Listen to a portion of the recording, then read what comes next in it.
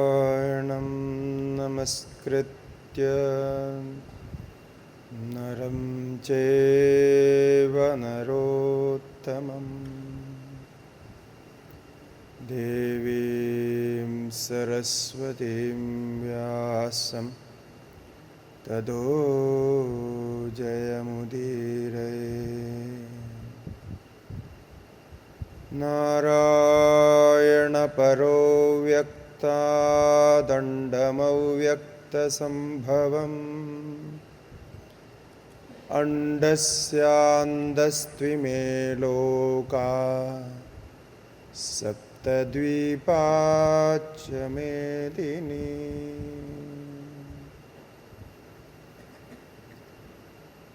ശ്രീ ഗുരുഭ്യോ നമഃ. ഹരി ഓം. ഓം നമോ നാരായണായ.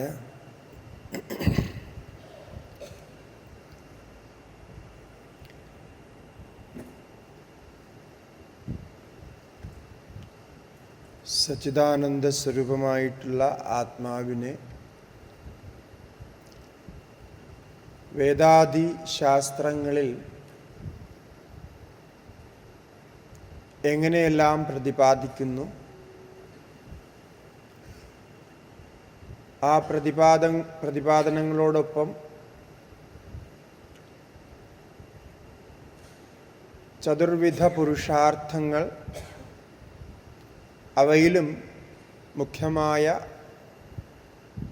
മോക്ഷമാകുന്ന സ്ഥിതി,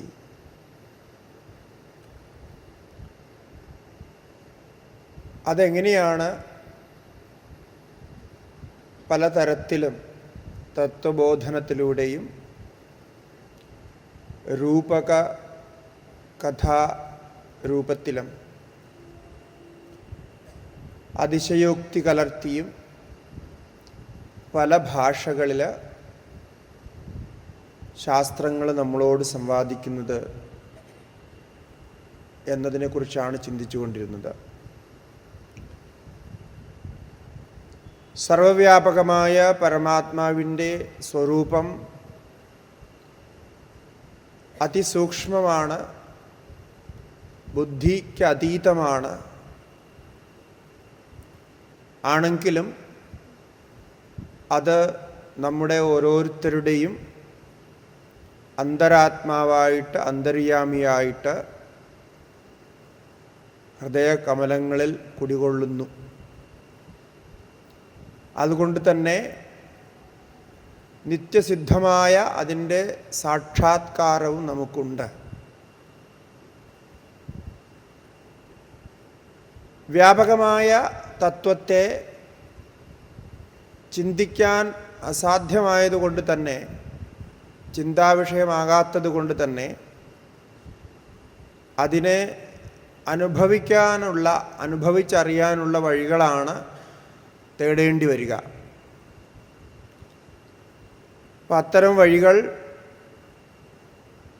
ലൗകികമായിട്ട് ലോകത്തിൽ നമുക്ക് ലഭിക്കാത്തത് കൊണ്ടും ലോകർക്ക് അതിനെക്കുറിച്ച് അനുഭവമില്ലാത്തത് കൊണ്ടും ശാസ്ത്രമാണ് ശരണം. ഇപ്പോൾ ശാസ്ത്രത്തിൽ പറഞ്ഞ പ്രകാരം അത് മനസ്സിലാക്കുകയും അങ്ങനെ ജീവിക്കുകയും ചെയ്തു പോയാൽ വഴിയേ അത് നമുക്ക് പ്രാപ്തമാകും എന്നതിൽ സംശയമില്ല. ശ്രീമദ് ഭാഗവതത്തെക്കുറിച്ചുള്ള ഈ പരമതത്വ സമീക്ഷയുടെ ഒരു അധ്യായമായി, ഒരു ചാപ്റ്ററായി ഈ 3 ദിവസത്തെ പരിപാടി നമ്മളിവിടെ നടത്തുന്നു. അതിൽ കഥകളും മറ്റും ഒക്കെ തൽക്കാലം മാറ്റിവെച്ച് ഓരോ ശബ്ദങ്ങൾ അല്ലെങ്കിൽ ശ്ലോകങ്ങളുടെ അർത്ഥം, അതിൻ്റെ താത്പര്യം അതും നമ്മളൊരു പഠന രീതിയിലൊന്നും ചെയ്യുന്നില്ല. എന്നാൽ താത്പര്യമായിട്ട് ഗ്രഹിക്കാൻ കഴിയുന്ന വസ്തുത എന്താണ് എന്ന് ചിന്തിക്കുകയാണ്. ആ താത്പര്യം, ആത്മാവിൻ്റെ സ്വരൂപം, പരമാത്മാവിൻ്റെ സ്വരൂപം, അത് എങ്ങനെ വ്യാവഹാരിക ജീവിതത്തിൽ, പ്രായോഗിക ജീവിതത്തിൽ കൊണ്ടുവരാം, പ്രായോഗിക ജീവിതത്തിൽ സംഭവിക്കുന്നതൊക്കെ എങ്ങനെ തിരിച്ചറിയാം, അത് ഉൾപ്പെടുത്തിക്കൊണ്ടാണ് നമ്മൾ ഈ ചർച്ച ചെയ്തുകൊണ്ടിരിക്കുന്നത്.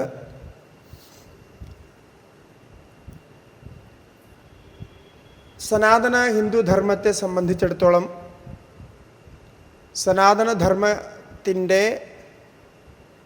മൗലികമായ സിദ്ധാന്തം, അല്ലെങ്കിൽ സനാതനധർമ്മം ആശ്രയിച്ചിരിക്കുന്നത്, അതിൻ്റെ അടിസ്ഥാനമായി ആശ്രയിച്ചിരിക്കുന്നത് ഈ സച്ചിത് സ്വരൂപമായിട്ടുള്ള, സച്ചിദാനന്ദ സ്വരൂപമായിട്ടുള്ള പരബ്രഹ്മം ഒന്ന് മാത്രമാണ്. അതുതന്നെയാണ് ജീവിതത്തിലെ എല്ലാ ആചാരങ്ങളിലൂടെയും സനാതനധർമ്മം നമ്മെ പഠിപ്പിക്കാൻ ശ്രമിക്കുന്നത്. സനാതനധർമ്മത്തിൻ്റെ ഓരോ അനുഷ്ഠാനങ്ങളും ഓരോ ആചാരങ്ങളും നിത്യകർമ്മങ്ങളാകട്ടെ, അല്ലെങ്കിൽ അത് ക്ഷേത്രങ്ങളിലൊക്കെ ചെയ്യുന്ന ഉത്സവ അനുഷ്ഠാനങ്ങളാകട്ടെ, വാർഷികങ്ങളായിട്ടുള്ള മറ്റ് ഉത്സവങ്ങളാകട്ടെ, യജ്ഞയാഗാദികളാകട്ടെ, ഏതായാലും അതൊക്കെ നിലനിൽക്കുന്നത് ഈ സത്യ സനാതനമായിട്ടുള്ള, ചിരന്തനമായിട്ടുള്ള ആത്മസ്വരൂപത്തെ പ്രാപിക്കാനുള്ള വഴിയായിട്ടാണ്. ധർമ്മത്തിൻ്റെ ശാസ്ത്രങ്ങളെക്കുറിച്ച് പറയുമ്പോൾ എല്ലാ ശാസ്ത്രങ്ങളും അങ്ങനെയാണ്. സനാതനധർമ്മത്തിൽ കലകൾക്ക് വേണ്ടിയിട്ട് പ്രത്യേക ശാസ്ത്രങ്ങളുണ്ട്. 64 കലകളെ പറയുന്ന ഓരോരോ ശാസ്ത്രങ്ങൾ. ആ ശാസ്ത്രങ്ങളൊക്കെയും വഴിതെളിക്കുന്നത് ഇങ്ങോട്ടേക്ക് തന്നെയാണ് എന്നുള്ളതാണ്. അപ്പോൾ സർവശാസ്ത്രസാരം എന്ന്, സർവവേദാന്തസാരമെന്നും ഒക്കെ പറയുക ഈ തത്വജ്ഞാനത്തെ തന്നെയാണ്. ആ ഒരു വ്യാപ്തിയിൽ നിന്നുകൊണ്ട്, അങ്ങനെ വിശാലമായിട്ട് ചിന്തിച്ചുകൊണ്ടാണ് ഈ വിഷയത്തെ നാം അറിയുന്നത്, അങ്ങനെയാണ് അറിയേണ്ടതും. അപ്പോൾ കേൾക്കുന്ന കഥകളോ, ചില കഥകളിലൊക്കെ വിപരീതമായിട്ട്, പരസ്പര വിരുദ്ധമായിട്ടൊക്കെ തോന്നുന്ന കാര്യങ്ങളുണ്ട്. അങ്ങനെ പരസ്പര വിരുദ്ധമായിട്ട് തോന്നുന്നത് നമ്മുടെ അറിവിൻ്റെ കുറവ് കൊണ്ടായിരിക്കാം, കൂടുതൽ വിചാരം ചെയ്യാത്തത് കൊണ്ടായിരിക്കാം എന്നാണ് അതിനെക്കുറിച്ച് സൂചിപ്പിച്ചിട്ടുള്ളത്. ക്വചിത് ക്വചിത് പുരാണേഷു വിരോധോ യദി ദൃശ്യത്തെ കൽപ്പഭേദാദിഭിസ്തത്ര വ്യവസ്ഥ സദ്ഭിരിഷ്യത്തെ എന്നൊരാപ്തവാക്യമുണ്ട്. പുരാണങ്ങളെയൊക്കെ പരസ്പരം യോജിപ്പിച്ച് നോക്കുമ്പോൾ പല കഥകളിലും ചില വ്യത്യാസങ്ങൾ കാണുന്നു, അല്ലെങ്കിൽ പരസ്പര വൈരുദ്ധ്യമൊക്കെ തോന്നുന്നു. അതൊക്കെ വ്യവസ്ഥിതമാണ്, അതത് ദേശകാല സമയങ്ങളൊക്കെ വച്ച് വ്യവസ്ഥിതമാണ്, അതിന് കാരണമുണ്ടാകും. അപ്പം അങ്ങനെ അവതാരവാദങ്ങളെക്കുറിച്ച് പറയുമ്പോൾ പല അവതാരങ്ങളും നമ്മൾ പറയുന്നു. അവതാരങ്ങളുടെ സ്ഥിതി എന്ത്, എന്തിന് അവതാരങ്ങൾ ഉണ്ടായി, അത് സനാതനധർമ്മത്തിൻ്റെ ഏതുദ്ദേശത്തെ എങ്ങനെ സാധിച്ചു തരുന്നു, ധർമ്മരക്ഷയാണ് അതിൻ്റെ പ്രധാനമായ ഉദ്ദേശം. യഥാ യഥാ ഹി ധർമ്മസ്യ ഗ്ലാനിർഭവതി ഭാരത.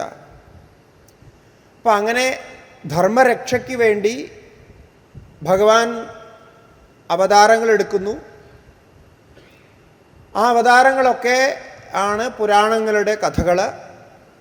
ഇപ്പോൾ സർഗവും പ്രതിസർഗവും വംശാനുചരിതവും ഒക്കെ പറയുമ്പോൾ ഈ കഥകളിലാണ് നിൽക്കുന്നത്. പക്ഷേ ഈ കഥകളൊക്കെ ഒരു ജീവിതകഥ പുരാണം തിരഞ്ഞെടുക്കുമ്പോൾ ഞാൻ രാവിലെ സൂചിപ്പിച്ചതുപോലെ ആ കഥയിലൂടെ പരമമായ തത്വത്തെ എങ്ങനെ സരളമായി വ്യാഖ്യാനിക്കാം എന്ന രീതിയിലാണ് ചിന്തിക്കുക. അപ്പം അതുകൊണ്ട് അതെല്ലാം ആ രീതിയിൽ വ്യവസ്ഥിതമാണ്. അതിൽ തന്നെ സഗുണവും നിർഗുണവുമായിട്ടുള്ള ഭാവങ്ങൾ അനേകം ദേവന്മാർ ഉണ്ട് എന്ന് പറയുന്ന ഒരു വാദം, അതും നമ്മുടെ ഹിന്ദുധർമ്മത്തിൻ്റെ സവിശേഷതയാണ്. ഹിന്ദുധർമ്മത്തിൽ അനേകം ദേവന്മാരുണ്ട്. അതുപോലെ ഭഗവാന്മാർ അനേകമുണ്ട്. അപ്പോൾ ദേവന്മാർ അനേകമുണ്ട് എന്ന് പറയുമ്പോൾ കണക്കില്ലാത്ത ദേവന്മാരുണ്ട് എന്നർത്ഥമില്ല. ദേവന്മാർക്ക് കണക്കുണ്ട്. പക്ഷേ ഭഗവാൻ എന്ന് പറയുമ്പോൾ ഭഗവാൻ ദേവനും ഭഗവാനായിരിക്കാം. പക്ഷെ ദേവത അല്ലാത്ത ഒരു മനുഷ്യജന്മത്തിൽ അവതാരമെടുത്ത ഒരാളും ഭഗവാനാവാം.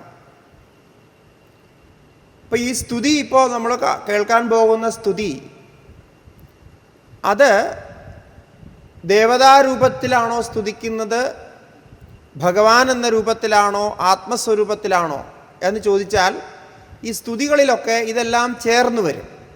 കാരണം സ്തുതികൾ ഉണ്ടാക്കുമ്പോൾ അതിലെ സഗുണ നിർഗുണ ഭാവങ്ങളൊക്കെ ചേർന്നാണ് വരിക. ശുദ്ധമായ നിർഗുണ സ്തുതി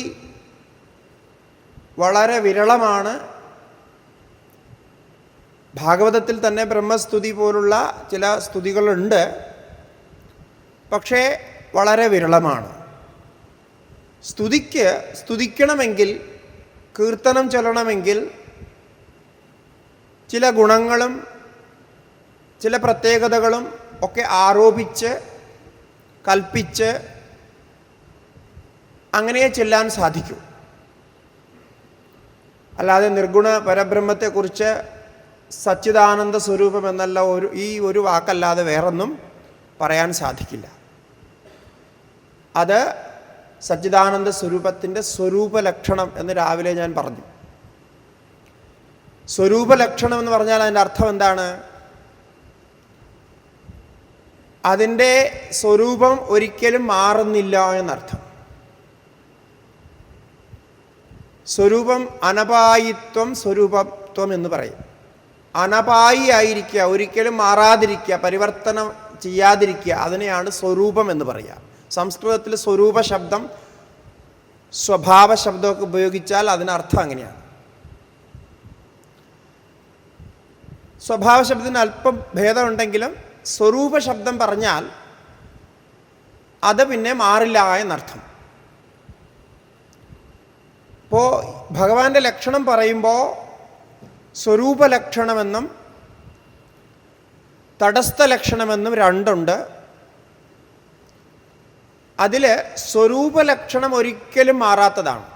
ഇപ്പോൾ ഇന്നലെ നമ്മൾ വിചാരം ചെയ്ത സച്ചിദാനന്ദത്തിൻ്റെ സ്വരൂപം, ഇന്ന് രാവിലെ നമ്മൾ ചിന്തിച്ച ഒരു ഭാഗം,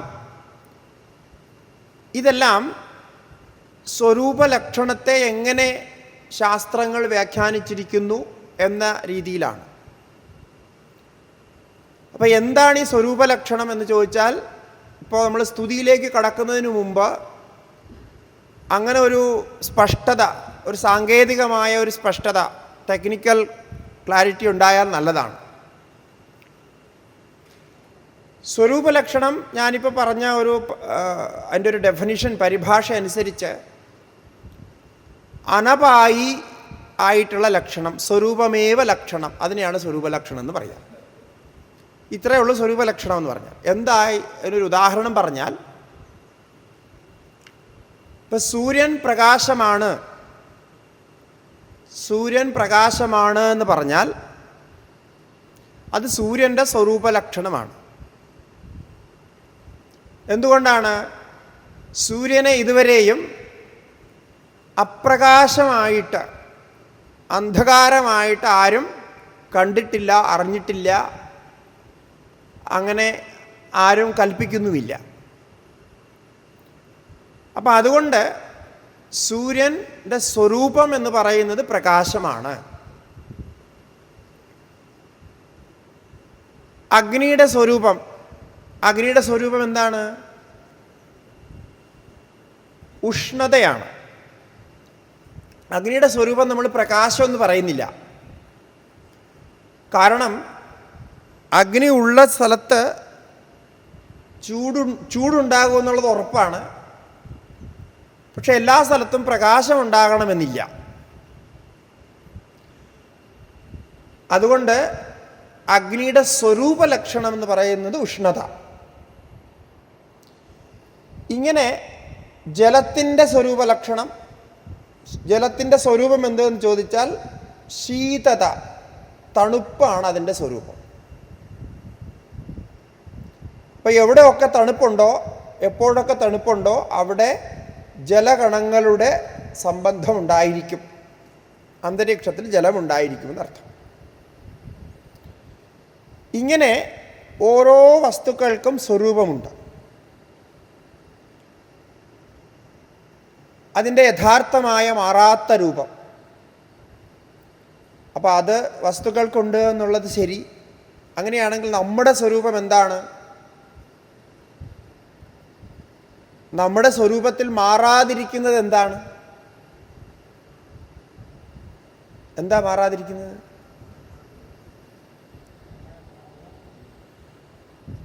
നിങ്ങൾ പറയുന്ന കേൾക്കുന്നില്ല, കുറച്ച് ഉറക്കം പറഞ്ഞ കേൾക്കാം.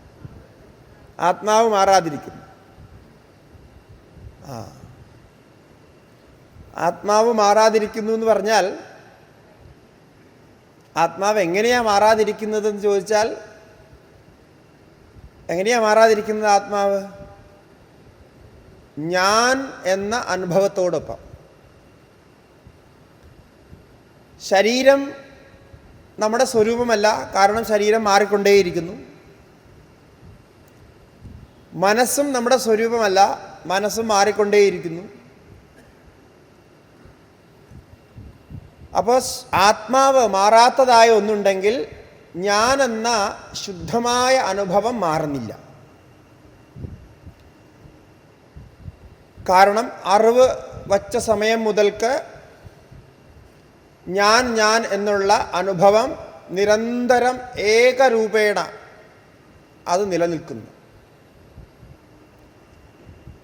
ബാക്കിയെല്ലാം കുറയുകയും കൂടുകയും മാറുകയൊക്കെ ചെയ്യുന്നെങ്കിലും ഇതിന് മാറ്റം വരുന്നില്ല. അതുകൊണ്ട് എന്താണ് സ്വരൂപം എന്ന് ചോദിച്ചാൽ, അഹമെന്ന ആത്മാവിൻ്റെ സ്വരൂപം അഹമാണ്, ഞാനാണ്, ഞാൻ എന്ന ഭാവമാണ്, ഞാൻ എന്ന അനുഭവമാണെന്ന് പറയാം. പക്ഷേ ഞാൻ മനുഷ്യനാണ്, ഇത് സ്വരൂപമാണോ? അല്ലേ? അപ്പോൾ നിങ്ങളൊന്ന് മനുഷ്യരല്ലേ? മനുഷ്യരാണെന്നുള്ളത് സ്വരൂപമല്ല എന്ന് പറയുന്നു. നിങ്ങൾ നല്ല വിവേകമുള്ളവരും ജ്ഞാനികളും ഒക്കെ ആയതുകൊണ്ട് അങ്ങനെ പറയുന്നു. സാധാരണ ആൾക്കാർക്ക് അങ്ങനെ പറയാൻ സാധിക്കില്ല. മനുഷ്യരാണ്, മനുഷ്യത്വം എൻ്റെ സ്വരൂപമാണെന്നാണ് പറയുക.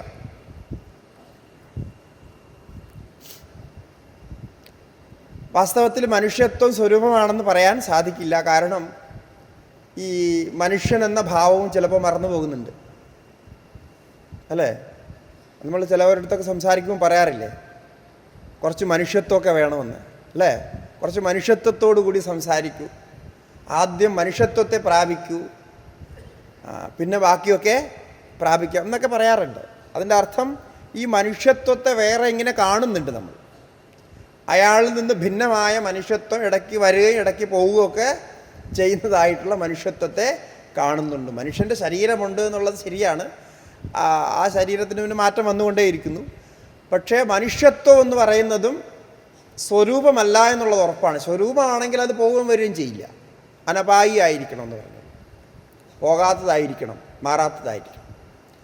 അപ്പോൾ നമ്മുടെ സ്വരൂപം അഹമാണ് എന്ന് പറയുന്നു, സത് സ്വരൂപമാണ്. ഇനി ഭഗവാന്റെ സ്വരൂപം എന്താണ്? അപ്പം ഇതാണിപ്പോൾ നമ്മൾ 2 ദിവസമായിട്ട് ചർച്ച ചെയ്തുകൊണ്ടിരിക്കുന്നത്. എന്താണ്? സച്ചിദാനന്ദം. അത് മാറാത്ത സ്വരൂപമാണ്. സത്ത് ചിത്ത് ആനന്ദം, സച്ചിദാനന്ദ രൂപായ എന്ന സത്തും ചിത്തും ആനന്ദമായിട്ടുള്ള ഭഗവാന്റെ സ്വരൂപം. ആ ഭഗവാന്റെ സച്ചിദാനന്ദമായിട്ടുള്ള സ്വരൂപവും നമ്മുടെ അഹം എന്ന ആത്മാവിലിരിക്കുന്ന ആത്മാവിൻ്റെ സ്വരൂപവും ഇതും സത്തും ചിത്തും ആനന്ദമാണ്. ഇത് രണ്ടും ഒന്നാണ്. സ്വരൂപത്തിൽ ഭഗവാന്റെ സ്വരൂപവും ബ്രഹ്മത്തിൻ്റെ സ്വരൂപവും ബ്രഹ്മാവിൻ്റെ സ്വരൂപവും ആത്മാവിൻ്റെ സ്വരൂപവും എല്ലാം ഒന്നാണ്. കാരണം സച്ചിദാനന്ദം എന്ന സ്വരൂപത്തിൽ ഭേദമില്ല. ഇതിനെ സ്വരൂപലക്ഷണം എന്നാണ് വേദാന്തത്തിൽ പറയുക.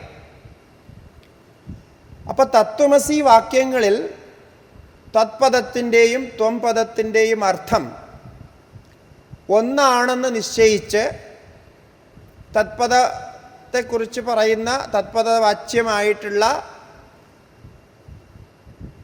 ഈശ്വരൻ, ഭഗവാൻ, സത്ത്, ത്വംപദവാച്യമായിട്ടുള്ള ഈ ജീവാത്മാവ്, അഹമെന്ന് അഭിമാനിക്കുന്ന ജീവാത്മാവ്, ഇതിൻ്റെ രണ്ടിൻ്റെയും സ്വരൂപലക്ഷണം ഒന്നാണ്.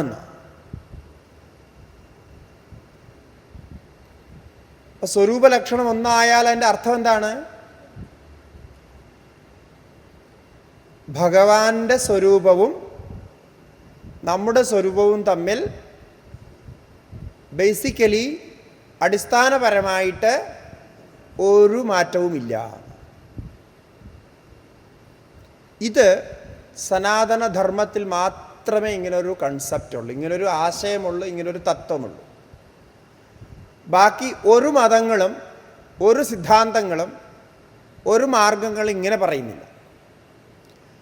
ഇത് പറയാനുള്ള ധൈര്യം, ഭഗവാന്റെ സ്വരൂപവും എൻ്റെ സ്വരൂപവും ഒന്നാണ് എന്ന് പറയാനുള്ള ധൈര്യം വേദാന്തത്തിന് മാത്രമേ ഉള്ളൂ. ബാക്കി സിദ്ധാന്തങ്ങളും അത്രയും ധൈര്യത്തോടുകൂടി അങ്ങനെ എടുത്തടിച്ച് പറയില്ല. പതുക്കെ പതുക്കെ ഇങ്ങനെ പല രീതിയിലൊക്കെ പറയും. അപ്പം അതുകൊണ്ടാണ് ഇന്ന് ലോകം കണ്ടതിൽ വച്ച്, ലോകത്തറിഞ്ഞതിൽ വച്ച് ഏറ്റവും ഉത്കൃഷ്ടമായ ഹയസ്റ്റ് ഫിലോസഫി എന്ന് ഈ തത്വശാസ്ത്രത്തെ പറയാൻ കാരണം. അവിടെ മാത്രമേ ഭഗവാന്റെ സ്വരൂപം, എൻ്റെ സ്വരൂപം ഒന്നാണ്, ഭഗവാൻ എന്നിൽ തന്നെ ഉണ്ട്, എല്ലായിടത്തുമുണ്ട്, എന്നിലുമുണ്ട് എന്നത് സിദ്ധമാകുന്നു. അപ്പോൾ നിങ്ങൾ ഭഗവാനും തമ്മിൽ ഭേദമൊന്നുമില്ലേ? ഉണ്ടോ? അതിന് എല്ലാവർക്കും ഒരു പക്ഷമല്ല അല്ലേ? ഭഗവാനും നമ്മളും തമ്മിൽ ഭേദം ഇല്ല എന്നൊരു പക്ഷം, ഉണ്ട് എന്ന് വേറെ പക്ഷം. അല്ലാതെ എപ്പോഴും ഉണ്ടാവും. ആരൊക്കെ അത് പക്ഷക്കാരെന്ന് അറിയണ്ട, എന്തായാലും ഉണ്ടാവും അത്. ഇതിലാണ് അടുത്ത നമ്മുടെ പോയിന്റ്. അതായത് ഇപ്പോൾ നമ്മൾ വർണ്ണിക്കാൻ ചിന്തിച്ചിരിക്കുന്ന, കേൾക്കാൻ ചിന്തിച്ചിരിക്കുന്ന ആ വർണ്ണന വരുന്നത് തടസ്ഥ ലക്ഷണം എന്നാണ് പറയുക. അത് തടസ്ഥ ലക്ഷണമാണ്, രണ്ടാമത്തെ തലത്തിലുള്ള ലക്ഷണം.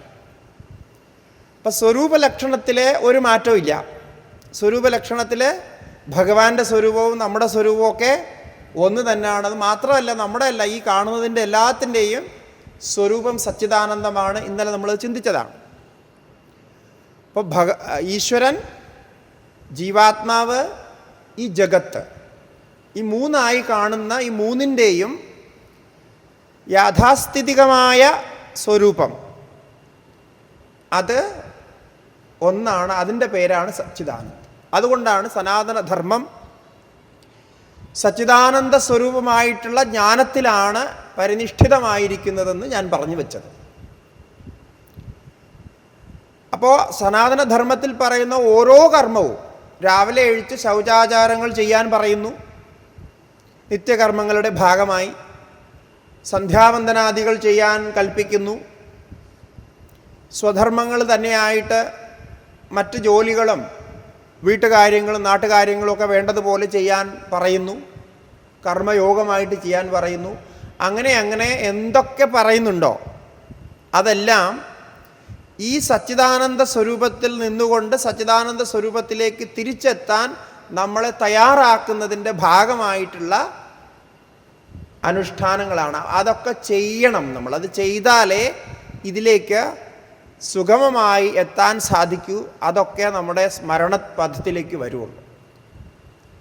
അല്ലെങ്കിൽ അതൊക്കെ ശരിയാണ് എന്നുള്ളൊരു വിശ്വാസം നമുക്കുണ്ടാകും, ശ്രദ്ധയുണ്ടാകും.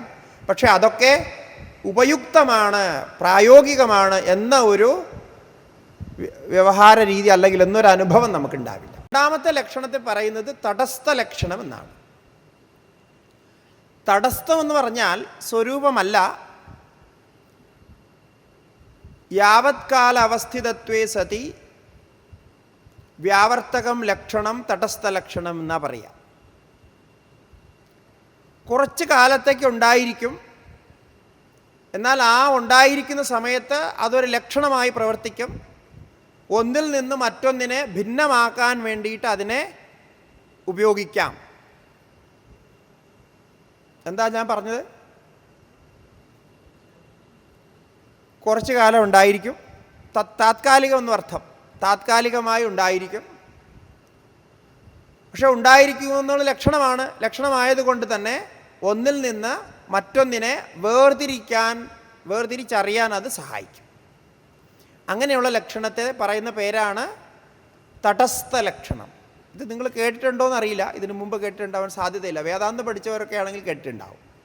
അല്ലാത്തവർക്ക് ഇത് കേൾക്കേണ്ട ആവശ്യമില്ല. പക്ഷേ ഇതിലൊരു രഹസ്യമുണ്ട്. നമ്മളീ പറയാൻ പോകുന്ന കാര്യം ഇതിനൊന്ന് വ്യവസ്ഥിതമാക്കാനുള്ളൊരു രഹസ്യമുണ്ട്. കാരണം രാവിലെ മുഴുവൻ നമ്മൾ സച്ചിദാനന്ദത്തെക്കുറിച്ചാണ് പറഞ്ഞത്. അപ്പോൾ അത് സ്വരൂപലക്ഷണമാണ്. ഇനി സ്വരൂപമല്ലാത്ത ഭഗവാന്റെ എന്തൊക്കെ രൂപങ്ങളുണ്ട് എന്ന് ചോദിച്ചാൽ ഈ രൂപങ്ങളൊക്കെ സത്യമാണെന്ന് പറയണമല്ലോ. ഇതൊന്നും ഇല്ലാത്തതാണെന്ന് പറയാൻ പറ്റില്ല. എന്നാൽ പിന്നെ ഇത് വർണ്ണിക്കുന്നത് എന്തിന്, ഇതിനെ പൂജിക്കുന്നത് എന്തിനെന്നൊക്കെ ചോദ്യം വരും. അപ്പോൾ അതുകൊണ്ട് ശാസ്ത്രം അതിനൊരു വ്യവസ്ഥ കൽപ്പിച്ചിട്ടുണ്ട്. അതാണ് തടസ്ഥ ലക്ഷണം എന്ന് പറയുന്നത്. തടസ്ഥ ലക്ഷണം എന്ന് പറഞ്ഞാൽ ഇവിടെ അനേകം ആൾക്കാരിയ്ക്കുന്നു. അപ്പോൾ അതിൽ ഒരാളിനെ തിരിച്ചറിയണം. അപ്പോൾ പറയുകയാണ്, ചുവന്ന വസ്ത്രം ഇട്ടിരിക്കുന്ന ആളാണ് എന്ന് പറയുകയാണ്. അല്ലെങ്കിൽ മഞ്ഞ വസ്ത്രം ഇട്ടിരിക്കുന്ന ആളാണ്, അല്ലെങ്കിൽ വെള്ള വസ്ത്രം ഇട്ടിരിക്കുന്ന ആളാണ്. ആ വസ്ത്രത്തെ പറഞ്ഞുകൊണ്ട് ഇയാളാണ് ഗോവിന്ദൻ. ചുവന്ന വസ്ത്രം ഇട്ടിരിക്കുന്ന ആൾ, ചുവന്ന ഉടുപ്പിട്ടിരിക്കുന്ന ആൾ ഗോവിന്ദൻ എന്ന് പറഞ്ഞാൽ എല്ലാവരും അയാളെ നോക്കും. അയാൾ ചുവന്ന വസ്ത്രം ഇട്ടിട്ടുണ്ടെങ്കിൽ അയാൾ ഗോവിന്ദനാണെന്ന് നിശ്ചയിക്കും, തിരിച്ചറിയാൻ സാധിക്കും. ഈ ചുവന്ന വസ്ത്രം ഇട്ടിരിക്കുക എന്നുള്ളത് ഇപ്പോൾ ഗോവിന്ദനാണ്, ഗോവിന്ദൻ്റെ ലക്ഷണമാണ്. ലക്ഷണം എന്ന് പറഞ്ഞാൽ തിരിച്ചറിയാൻ സാധിക്കുന്നതാണല്ലോ. ID, നമ്മളിപ്പോൾ ആധാർ കാർഡ്, ID കാർഡ് എന്നൊക്കെ പറയുന്നത് പോലെ അയാളെ ഐഡൻറ്റിറ്റിയാണ്, അയാളെ തിരിച്ചറിവാണ് ചുവന്ന വസ്ത്രം ഇട്ടിരിക്കുന്ന ആൾ എന്നത്. എന്നാൽ ചുവന്ന വസ്ത്രം ഇട്ടിരിക്കുന്ന ആളാണോ ഗോവിന്ദൻ?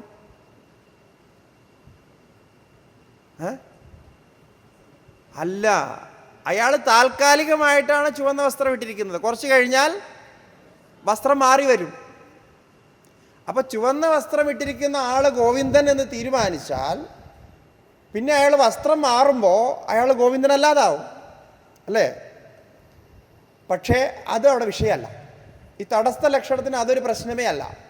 താത്കാലികമായി ഒരു കാര്യം പറയുമ്പോൾ ആ കാര്യത്തിൻ്റെ ഭാഗമായി അതിനെ തിരിച്ചറിയാൻ സാധിച്ചാൽ അത് തന്നെയാണ് അതിൻ്റെ ലക്ഷണം. അത്രയും സമയം ആ ലക്ഷണത്തിൻ്റെ ആവശ്യമുള്ളൂ. അതുകൊണ്ട് താൽക്കാലിക ലക്ഷണമാണ് തടസ്ഥ ലക്ഷണം. അപ്പോൾ ഇങ്ങനെ സ്വരൂപലക്ഷണമുള്ള എല്ലാത്തിനും ഈ രണ്ടാം തലത്തിൽ തടസ്ഥ ലക്ഷണങ്ങളും ഉണ്ടാകും. തടസ്ഥ ലക്ഷണങ്ങളിൽ ഭേദമുണ്ടാകും. അത് ഭേദത്തിനുള്ളതാണ്. സ്വരൂപലക്ഷണം എന്ന് പറയുന്ന ഭേദമില്ല. അവിടെ ഭേദത്തിൻ്റെ ആവശ്യമില്ല. ആവശ്യമുള്ള സ്ഥലത്ത് ഇപ്പോൾ അഗ്നിയും ജലവും ഒക്കെ വേർതിരിച്ച് പറയുമ്പോൾ അതതിൻ്റെ പറയുന്നു എന്നുള്ളൂ. അപ്പോൾ ആത്യന്തികമായി അതിൽ ഭേദം വരാൻ ഭേദം വരണമെന്നില്ല. ഇപ്പോൾ നമ്മളിപ്പോൾ താൽക്കാലികമായിട്ട് മനുഷ്യർ എന്നെടുത്തു കഴിഞ്ഞാൽ മനുഷ്യത്വം എന്നത് താൽക്കാലികമായിട്ട് നമുക്ക് സംഭവിച്ചാൽ ശരിക്കും എല്ലാവരും മനുഷ്യരാണ്. മനുഷ്യരല്ലാത്തവരാരും മനുഷ്യരായിട്ട് നമ്മൾ പറയില്ല, മനുഷ്യത്വം ഇല്ലാത്തവരെ. അപ്പോൾ മനുഷ്യത്വമുള്ളവരെ എല്ലാം മനുഷ്യരെന്ന് പറയുന്നു. മനുഷ്യർക്ക് ചില ലക്ഷണങ്ങളുണ്ട്, അവർക്ക് ചില ആകാരവിശേഷമുണ്ട്, അവരുടെ ചില പ്രത്യേക കഴിവുകളുണ്ട്. ഇപ്പോൾ കുതിരകൾ, പശുക്കൾ, പട്ടികൾ എന്നൊക്കെ പറയുന്നത് പോലെ എല്ലാത്തിനും ഓരോ കഴിവുകളുടെ വ്യത്യാസങ്ങളൊക്കെ ഉണ്ട്. അതുപോലെ മനുഷ്യരെന്ന ആ ജീവിക്ക് ഒരു പ്രത്യേകതയുണ്ട്. അതിനെ ആണ് മനുഷ്യത്വം എന്ന് പറയുന്നത്. അങ്ങനെ മനുഷ്യരെ മറ്റ് ജീവികളിൽ നിന്ന് ഭിന്നമായി. എന്നാൽ മനുഷ്യത്വം നിത്യമല്ല എന്ന് നേരത്തെ നമ്മൾ പറഞ്ഞു. അപ്പോൾ അതും തടസ്ഥ ലക്ഷണമാണ്. താത്കാലികമായി നമുക്ക് മനുഷ്യരുടെ ശരീരം കിട്ടിയിരിക്കുന്നു. ഇപ്പോൾ നമ്മൾ മനുഷ്യരായിട്ട് ഇവിടെ ഇരുന്ന് സത്സംഗമൊക്കെ കേൾക്കുന്നു. ഇത് മനുഷ്യർക്ക് മാത്രമേ സാധിക്കൂ. കാരണം വേറെ ജീവികൾക്കൊന്നും കസേരയൊന്നും ഇരിക്കാൻ പറ്റില്ലല്ലോ, ഇങ്ങനെ ഇരുന്ന് കേൾക്കാനൊന്നും പറ്റില്ല. അപ്പോൾ അതാണ് ഇപ്പോൾ മനുഷ്യത്വം എന്ന് പറയുന്ന ലക്ഷണം നമുക്ക് ഉപയോഗത്തിൽ വന്നിരിക്കുന്നത്. എന്താണ്? ആ മനുഷ്യ ശരീരം കിട്ടിയത് കൊണ്ട് ഇവിടെ ഇരുന്ന് ഓരോരോ കാര്യങ്ങൾ ചെയ്യാൻ സാധിക്കുന്നുണ്ട്. എന്തെല്ലാം കാര്യങ്ങളാണ് മനുഷ്യർക്ക് ചെയ്യാൻ സാധിക്കുന്നത്? ഈ കണ്ടുപിടുത്തങ്ങളൊക്കെ ആരാ ചെയ്യുന്നത്? മനുഷ്യരാണ്. അങ്ങനെ വലിയ വലിയ കാര്യങ്ങൾ ചെയ്യുന്നുണ്ട്. അതിനൊക്കെ ഈ മനുഷ്യ ശരീരം ഉണ്ടെങ്കിലേ സാധ്യമാകും. ദേവന്മാർക്കും മറ്റ് ജീവികൾക്കൊന്നും ഈ പരിപാടി നടപ്പില്ല. ഭാഗവതം തന്നെ പറയുന്നത് ദേവയോനികളും മറ്റ് തിര്യക് യോനികളുമൊക്കെ ഭോഗ്യയോനി എന്നാണ്. ഭോഗ്യ ശരീരങ്ങളാണ്, കർമ്മയോനിയല്ല, കർമ്മശരീരമല്ല. അപ്പോൾ അതാണ് മനുഷ്യത്വ ലക്ഷണം. മനുഷ്യത്വം എന്ന് പറയുന്ന തടസ്ഥ ലക്ഷണമാണ്, താത്കാലികമാണ്. എന്ന് പറഞ്ഞാൽ ജന്മം മുതൽ മരണം വരെ ഇത് ഉണ്ടാവുള്ളൂ. അടുത്ത ജന്മം പിന്നെ എന്താണ് ആവുന്നതെന്നോ ഒന്നും അറിയില്ലല്ലോ ആർക്കും. പിന്നെ ആ മനുഷ്യരിൽ തന്നെ വിഭാഗം, സ്ത്രീകൾ, പുരുഷന്മാർ എന്ന രണ്ട് വിഭാഗം. അപ്പം സ്ത്രീലിംഗം, പുരുഷലിംഗം എന്നുള്ള രണ്ട് വിഭാഗം അതിൽ തന്നെ ഉണ്ടാകുന്നു. ആ വിഭാഗവും ആ ശരീരങ്ങളും അതുപോലെ തന്നെ താത്കാലികമാണ്. അതിൽ തന്നെ ജാതികളുടെ വ്യത്യാസമുണ്ടാകുന്നു. ജാതികൾ എല്ലാം അംഗീകരിക്കുന്നവർക്ക് ജാതികളുടെ വ്യത്യാസം, പിന്നെ വർണ്ണവ്യത്യാസങ്ങൾ, ഇങ്ങനെയുള്ള വ്യത്യാസങ്ങൾ ഓരോന്നും അതിൽ തടസ്ഥങ്ങളായിട്ട് താത്കാലികമായിട്ട് കൽപ്പിച്ചു പോകുന്നതാണ്. അപ്പോൾ ഇതെല്ലാം എന്തിനാണ്? ആദ്യം പറഞ്ഞ എന്താണ്? അത് വിഭാജനം ചെയ്ത് അറിയാനാണ്, തിരിച്ചറിവിന് വേണ്ടി. പിന്നെ അതിൻ്റെ ഓരോരോ ക്രിയകളുണ്ടാവും. ഓരോ ക്രിയകൾ, ഓരോ കർമ്മങ്ങൾ ചെയ്യുന്നവർക്ക് അതിൻ്റേതായിട്ടുള്ള പ്രയോഗങ്ങൾ. ഇപ്പോൾ ഒരാളെ നമ്മൾ പാചകൻ എന്ന് വിളിക്കുന്നു. പാചകം ചെയ്യുന്ന ആളിനെ കുക്ക്, പാചകൻ എന്ന് വിളിക്കുന്നു. അയാൾ വാസ്തവത്തിൽ പാചകനാണോ? ഇല്ല. അയാൾ എപ്പോഴെങ്കിലേ പാചകം ചെയ്തുകൊണ്ടിരിക്കുകയുള്ളൂ. അല്ലാതെ 24 മണിക്കൂറും പാചകം ചെയ്യുന്നില്ല. അയാൾ തന്നെ കുറച്ച് കഴിഞ്ഞ് ഡ്രൈവിങ് ചെയ്യും. ഡ്രൈവിങ് ചെയ്യുമ്പോൾ അയാൾ ഡ്രൈവറാവും. അപ്പോൾ ഇതൊക്കെ താൽക്കാലിക ക്രിയമാണ്. പക്ഷേ ആ ഒരു സമയത്ത്, ഒരു സന്ദർഭത്തിൽ അയാളെ തിരിച്ചറിയാൻ അതും ഒരു ക്രിയയായിട്ട് ഉപയോഗിക്കാം. ഇതെങ്ങനെയാണോ തടസ്ഥ ലക്ഷണം, മനസ്സിലായല്ലോ എന്താണ് തടസ്ഥ ലക്ഷണമെന്ന്. ഇതുപോലെ സച്ചിദാനന്ദ സ്വരൂപനായിട്ടുള്ള ഭഗവാന് കുറേ തടസ്ഥ ലക്ഷണങ്ങളുണ്ട്. ഭഗവാനെ സർവജ്ഞനെന്ന് പറയുന്നു, സർവശക്തിമാൻ എന്ന് പറയുന്നു, സൃഷ്ടികർത്താവ് എന്ന് പറയുന്നു, സ്ഥിതികർത്താവ് എന്ന് പറയുന്നു, ബ്രഹ്മാവ്, വിഷ്ണു, ശിവൻ എന്നൊക്കെ പറയുന്നു. ഇങ്ങനെ അനേകം ലക്ഷണങ്ങൾ, അവതാരങ്ങളെന്ന് പറയുന്നു, ദേവന്മാരെന്ന് പറയുന്നു, ദേവികളെന്ന് പറയുന്നു, ഭഗവാന്മാരെന്ന് പറയുന്നു. ഈ പറയുന്നതൊക്കെ ആ സച്ചിദാനന്ദ സ്വരൂപം ബ്രഹ്മം ഒന്നായിരിക്കുന്ന ആ ഒന്നിൻ്റെ തന്നെ വിഭിന്ന ലക്ഷണങ്ങൾ, വിഭിന്ന ഭേദങ്ങൾ, വിഭിന്ന ക്രിയകൾക്ക് വേണ്ടി തടസ്ഥ ലക്ഷണങ്ങളായിട്ട് സ്ഥാപിച്ചിട്ടുള്ളതാണ്. അതിൻ്റെ അർത്ഥം എന്താ? ഇതൊന്നും ഭഗവാന്റെ ഒറിജിനൽ സ്വരൂപം അല്ല, തിരിച്ചറിയൽ മാത്രം. അങ്ങനെ തിരിച്ചറിയുന്നതിൻ്റെ പ്രക്രിയയിൽ അനേകം രൂപങ്ങൾ കൽപ്പിച്ചിട്ടുള്ളതിൽ ദേവതാരൂപങ്ങളുണ്ട്, ദേവിമാരുടെ രൂപങ്ങളുണ്ട്, പിന്നെ രാക്ഷസന്മാർ, അസുരന്മാർ, ഇവരൊക്കെ ഭഗവാന്റെ തന്നെ സ്വരൂപങ്ങളാണ്. സൃഷ്ടിയിൽ ആദ്യകാലത്ത് ഇപ്പോൾ ഈ അസുരന്മാരും സുരന്മാരും എന്നൊക്കെ പറയുന്നുണ്ടല്ലോ, ഈ അസുരന്മാരും സുരന്മാരും വാസ്തവത്തിൽ എവിടുന്നാണ് ഉണ്ടായത്? നിങ്ങൾ 1-ാമത്തെ സ്കന്ധത്തിൽ കഥ കേട്ടിട്ടുണ്ടാവും. ഇവരുടെയൊക്കെ അച്ഛൻ പിതാവ് ഒന്നാണ്, മാതാവ് വേറെ. അതായത് 2 അമ്മ മക്കള് അല്ലെങ്കിൽ 3 അമ്മ മക്കള്, അച്ഛൻ ഒന്ന്. അങ്ങനെയാണ് വ്യവസ്ഥ. പക്ഷേ ഒരമ്മ മക്കളെല്ലാം ദേവന്മാരായി. അതിഥിയുടെ പുത്രന്മാരെല്ലാം ദേവന്മാരായി, ദിതിയുടെ പുത്രന്മാരെല്ലാം ദൈത്യന്മാരായി. പിന്നെ ബാക്കിയുള്ള 12 പേരുമുണ്ട്. അവരുടെയൊക്കെ പുത്രന്മാർ ഓരോരോ കാറ്റഗറിയിലുകളായി. അപ്പോൾ ഇതൊരു കൽപ്പന, ആ ഒരു ഭാവം നോക്കൂ. എന്തൊക്കെ വ്യത്യാസങ്ങൾ കാണുന്നു അതെല്ലാം ഒന്നിൽ നിന്ന് തന്നെ ഉണ്ടായതാണെന്ന്. അപ്പോൾ ദേവന്മാരിൽ നമ്മൾ പൂജിക്കുന്നതായിട്ടുള്ള ദേവന്മാർ എത്രയാണുള്ളത്? 33 ദേവന്മാരാണുള്ളത്. ഒരു ജനസംഖ്യയാണത്, ദേവന്മാരുടെ ഒരു സംഖ്യ 33. ഇപ്പോൾ നമ്മുടെ ഭാരതത്തിലെ 100 കോടി 146 കോടി, 146 147 വരും. ഇനിയിപ്പോൾ ജനസംഖ്യ കഴിയുമ്പോൾ കുറച്ച് കൂടാനും കുറയാനൊക്കെ സാധ്യതയുണ്ട്. ഏതായാലും 146 കോടി ഉണ്ടെന്നാണ് പറയുന്നത്. അപ്പോൾ 146 കോടി ജനസംഖ്യയുണ്ട്. ദേവന്മാരുടെ എണ്ണം പറയുന്നത് 33 കോടിയായിട്ടാണ്. അപ്പോൾ 33 കോടി ദേവന്മാരുണ്ട്. അതെന്താ ഈ 33 കോടി ദേവന്മാരെന്ന് പറയാൻ കാരണം? അത് 32 കോടി എന്തുകൊണ്ടല്ല?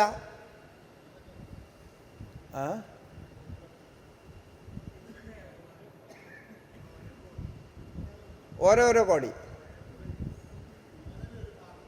1/3 ഭാഗം. ഏതിൻ്റെ 1/3 ഭാഗം?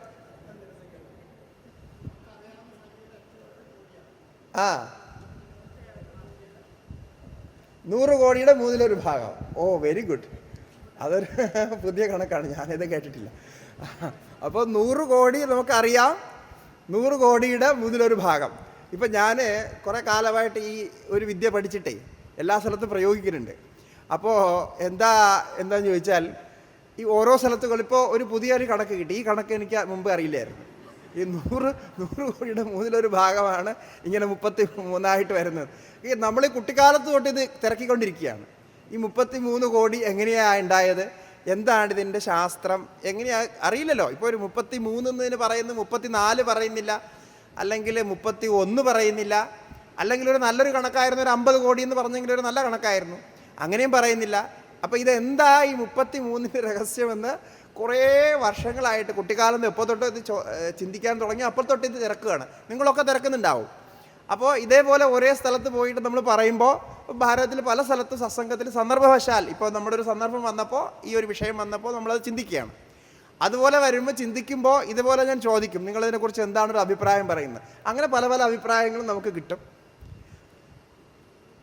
അപ്പോൾ അങ്ങനെ വളരെ വിചിത്രങ്ങളായിട്ടുള്ള അഭിപ്രായങ്ങളൊക്കെ അതിന് കിട്ടാറുണ്ട്. ഓരോരുത്തർ ഓരോന്നിങ്ങനെ പറയും. പക്ഷേ ഇതിനൊരു കൃത്യമായ കണക്കുണ്ട്, അതിനൊരു ശാസ്ത്രമുണ്ട്. ആ ശാസ്ത്രം അനുസരിച്ച്, ആ ശാസ്ത്രം നിങ്ങൾക്ക് പറഞ്ഞ് കേൾപ്പിക്കാം. അതെ പ്രജാപതി. അങ്ങനെയാണ്. അതായത് ഈ 33 എന്ന് പറയുന്നത് ദേവന്മാരെ കുറിച്ച് പറയുമ്പോൾ, വേദത്തിൽ ഹവിസ് അർപ്പിക്കപ്പെടുന്ന ദേവന്മാർ, വേദമന്ത്രത്തിൽ വേദമന്ത്രങ്ങളിൽ വൈദികമായ കർമ്മങ്ങൾ ചെയ്യുമ്പോൾ ആ കർമ്മങ്ങളിൽ സ്വാഹാകാരം പറഞ്ഞ് അർപ്പിക്കപ്പെടുന്ന മന്ത്രങ്ങൾ നിശ്ചിതമാണ്. ഇന്നിപ്പോൾ എല്ലാവരും ഓരോരോ പേരിൽ സ്വാഹാകാര മന്ത്രമൊക്കെ ഉണ്ടാക്കുന്നുണ്ട്. പക്ഷേ അതൊന്നും വൈദികമല്ല, വിഹിതമല്ല. അവിഹിതങ്ങളായിട്ടുള്ള വിധിക്ക് നിരക്കാത്ത രീതിയിലൊക്കെ ആൾക്കാർ ഓരോന്നും ചെയ്യുന്നുണ്ട്. അവിടെ ഈ സ്വാഹാകാര മന്ത്രങ്ങൾ അല്ലെങ്കിൽ ഏതൊക്കെ ദേവന്മാരുടെ പേരിൽ ഹവിസ് അർപ്പിക്കണമെന്ന് നിശ്ചിതമാണ്. അങ്ങനെയുള്ള ദേവന്മാർ 33. 33 ദേവന്മാർ മാത്രമാണ് വേദത്തിൽ ഹവിസ് അർപ്പിക്കപ്പെടുന്നതായിട്ടുള്ള ദേവന്മാർ. ത്രയത്രിംശത്വേവ ദേവാഹ ത്രയത്രിംശത് ഹവിർഭുജഃ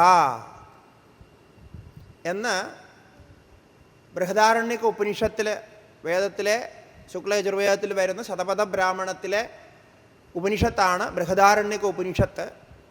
അതിൽ ഇത് പറയുന്നുണ്ട്, ത്രയത്രിംശത്വേവ ദേവാഹ ത്രയത്രിംശത് ഹവിർഭുജഃ. ഇവർ ദേവന്മാരാണെന്ന് പറഞ്ഞാൽ ദേവത എന്ന ശബ്ദം പ്രയോഗിക്കാറുണ്ട്. ദേവത, ഈ ദേവതാ ശബ്ദം സ്ത്രീലിംഗമാണ്. ദേവഹ എന്ന് പറഞ്ഞാൽ പുല്ലിംഗമാണ്. ദേവി എന്ന് പറഞ്ഞാൽ സ്ത്രീലിംഗമാണ്.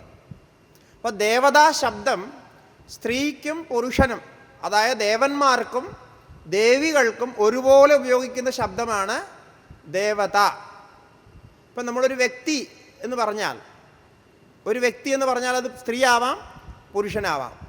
അതുപോലെ ഇൻ ജനറൽ ദേവന്മാർക്ക് ദേവിക്കും വേണ്ടി ഒരുമിച്ച് പ്രയോഗിക്കുന്നൊരു ശബ്ദത്തെ ദേവതാ ശബ്ദമെന്ന് പറയും.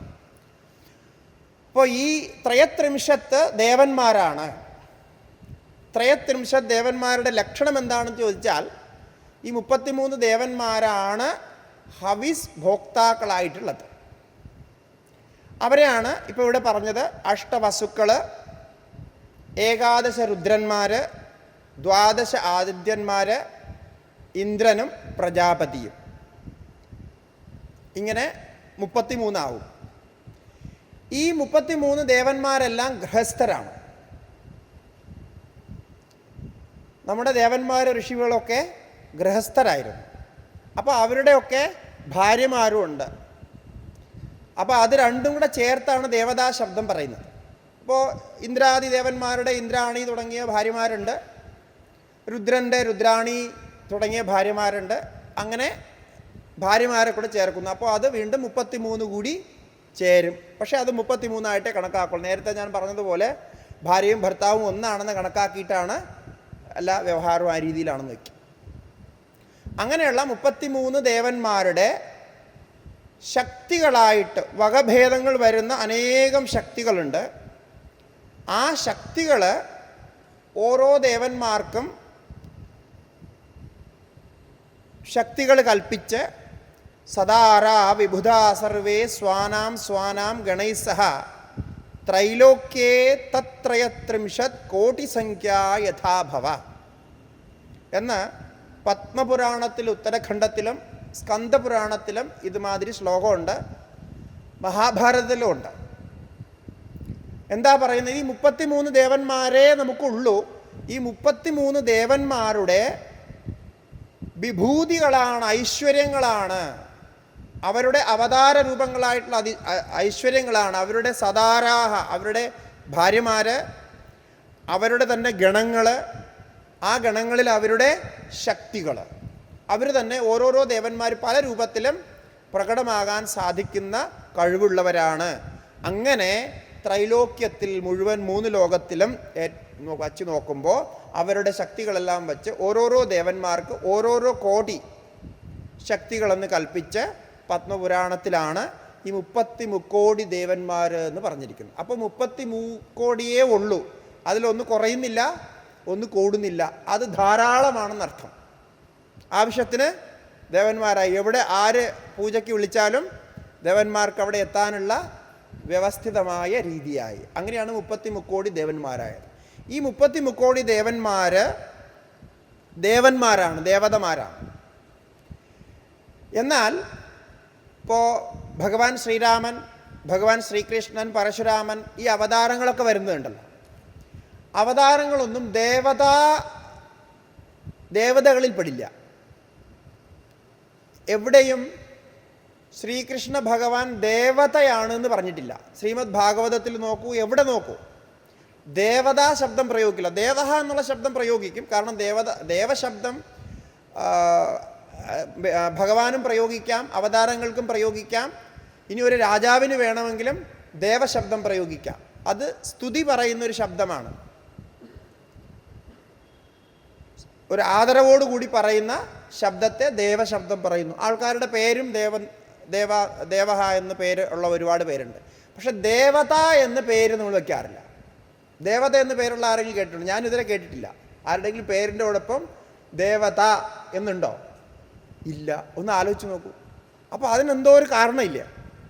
അതുപോലെ ഭഗവാന്റെ പേരിൻ്റെ കൂടെയും വർണ്ണനയിലും സ്തുതിയിലും എവിടെയും ദേവതാ ശബ്ദം എന്ന് പ്രയോഗിക്കുന്നില്ല. ദേവശബ്ദവും ബാക്കി ഭഗവാൻ എന്നുള്ള ശബ്ദമൊക്കെ പ്രയോഗിക്കും.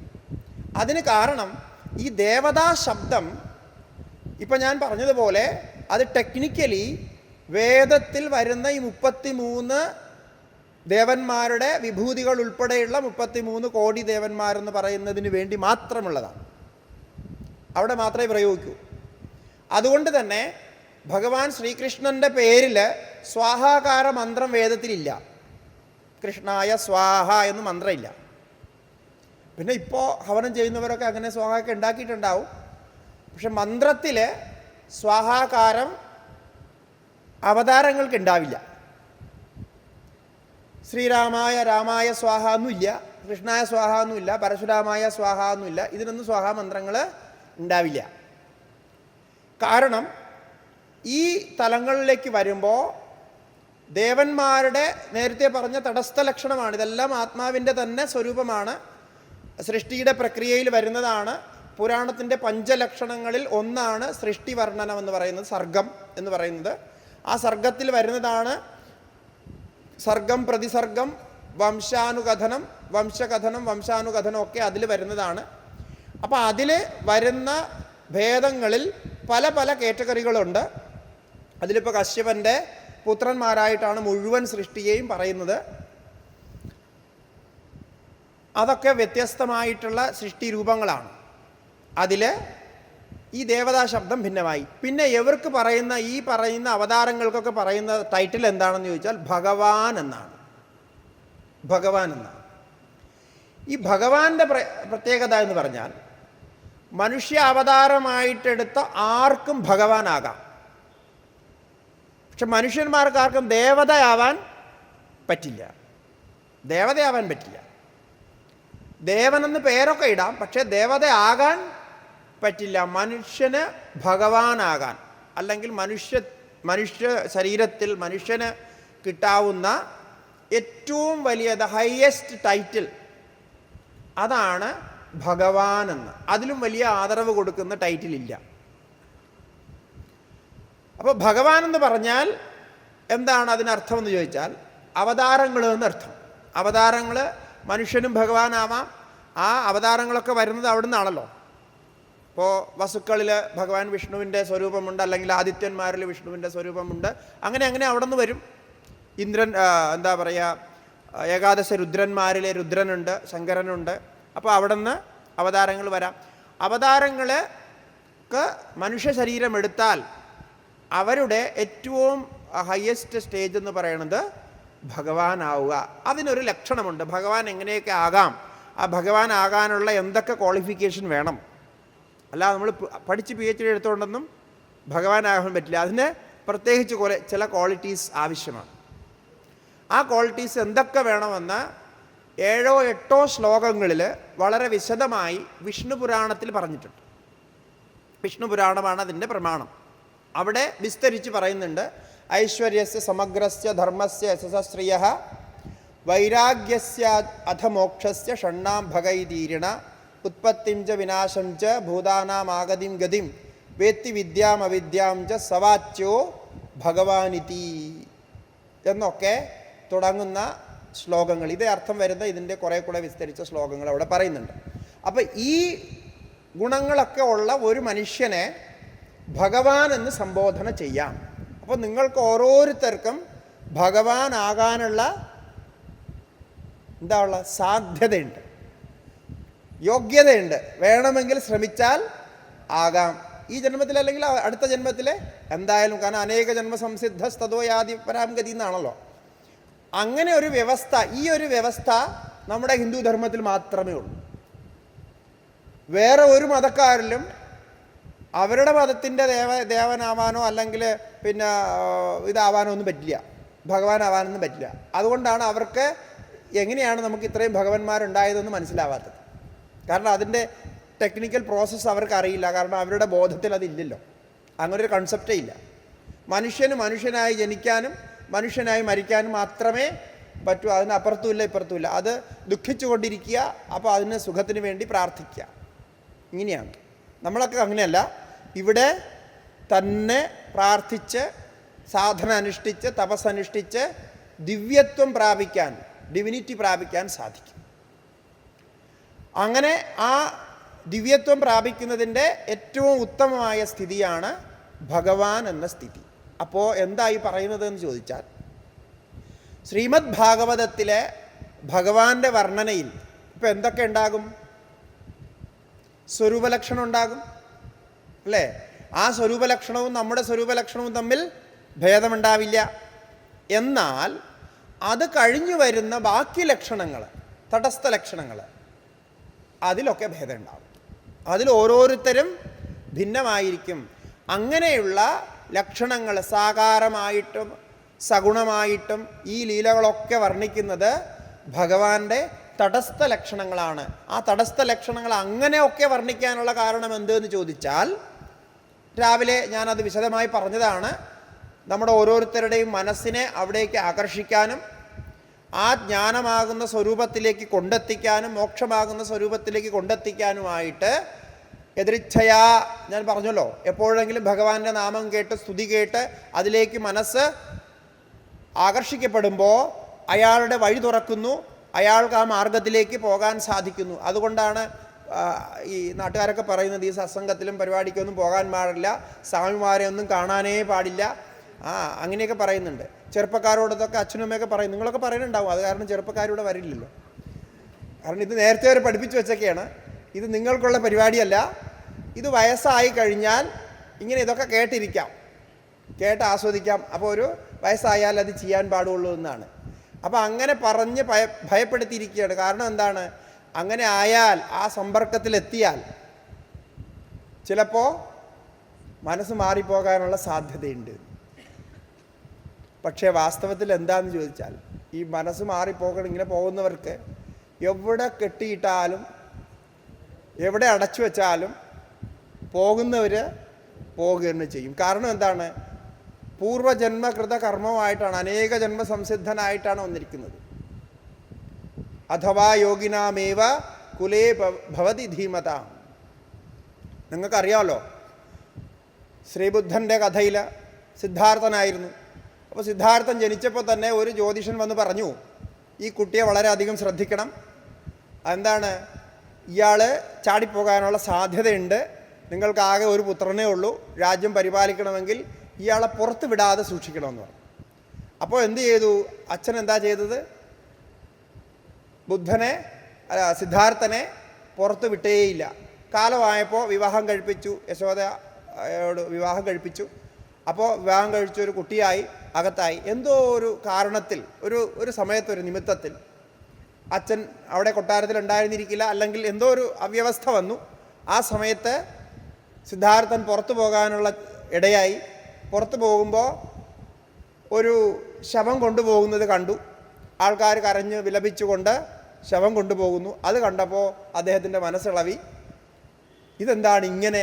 ഞാൻ ഇതുവരെ ഇത് കണ്ടില്ലല്ലോ, ഇതെന്താ ഇവർ കാട്ടുന്നതെന്ന് വിചാരിച്ചു.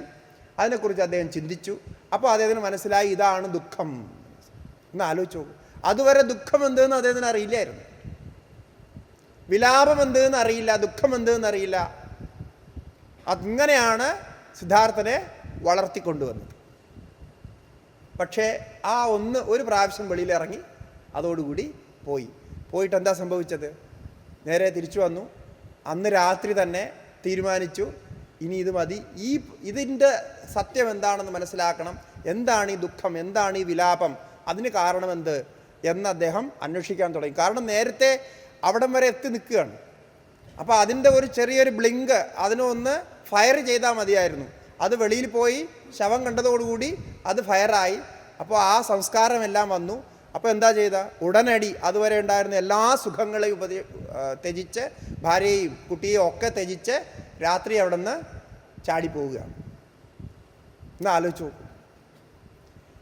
അതുപോലെയാണ് ശ്രീരാമചന്ദ്രൻ്റെയും കഥ. അങ്ങനെ തന്നെയാണ് ദശരഥൻ ശ്രീരാമചന്ദ്രനെയും വളർത്തിയത്.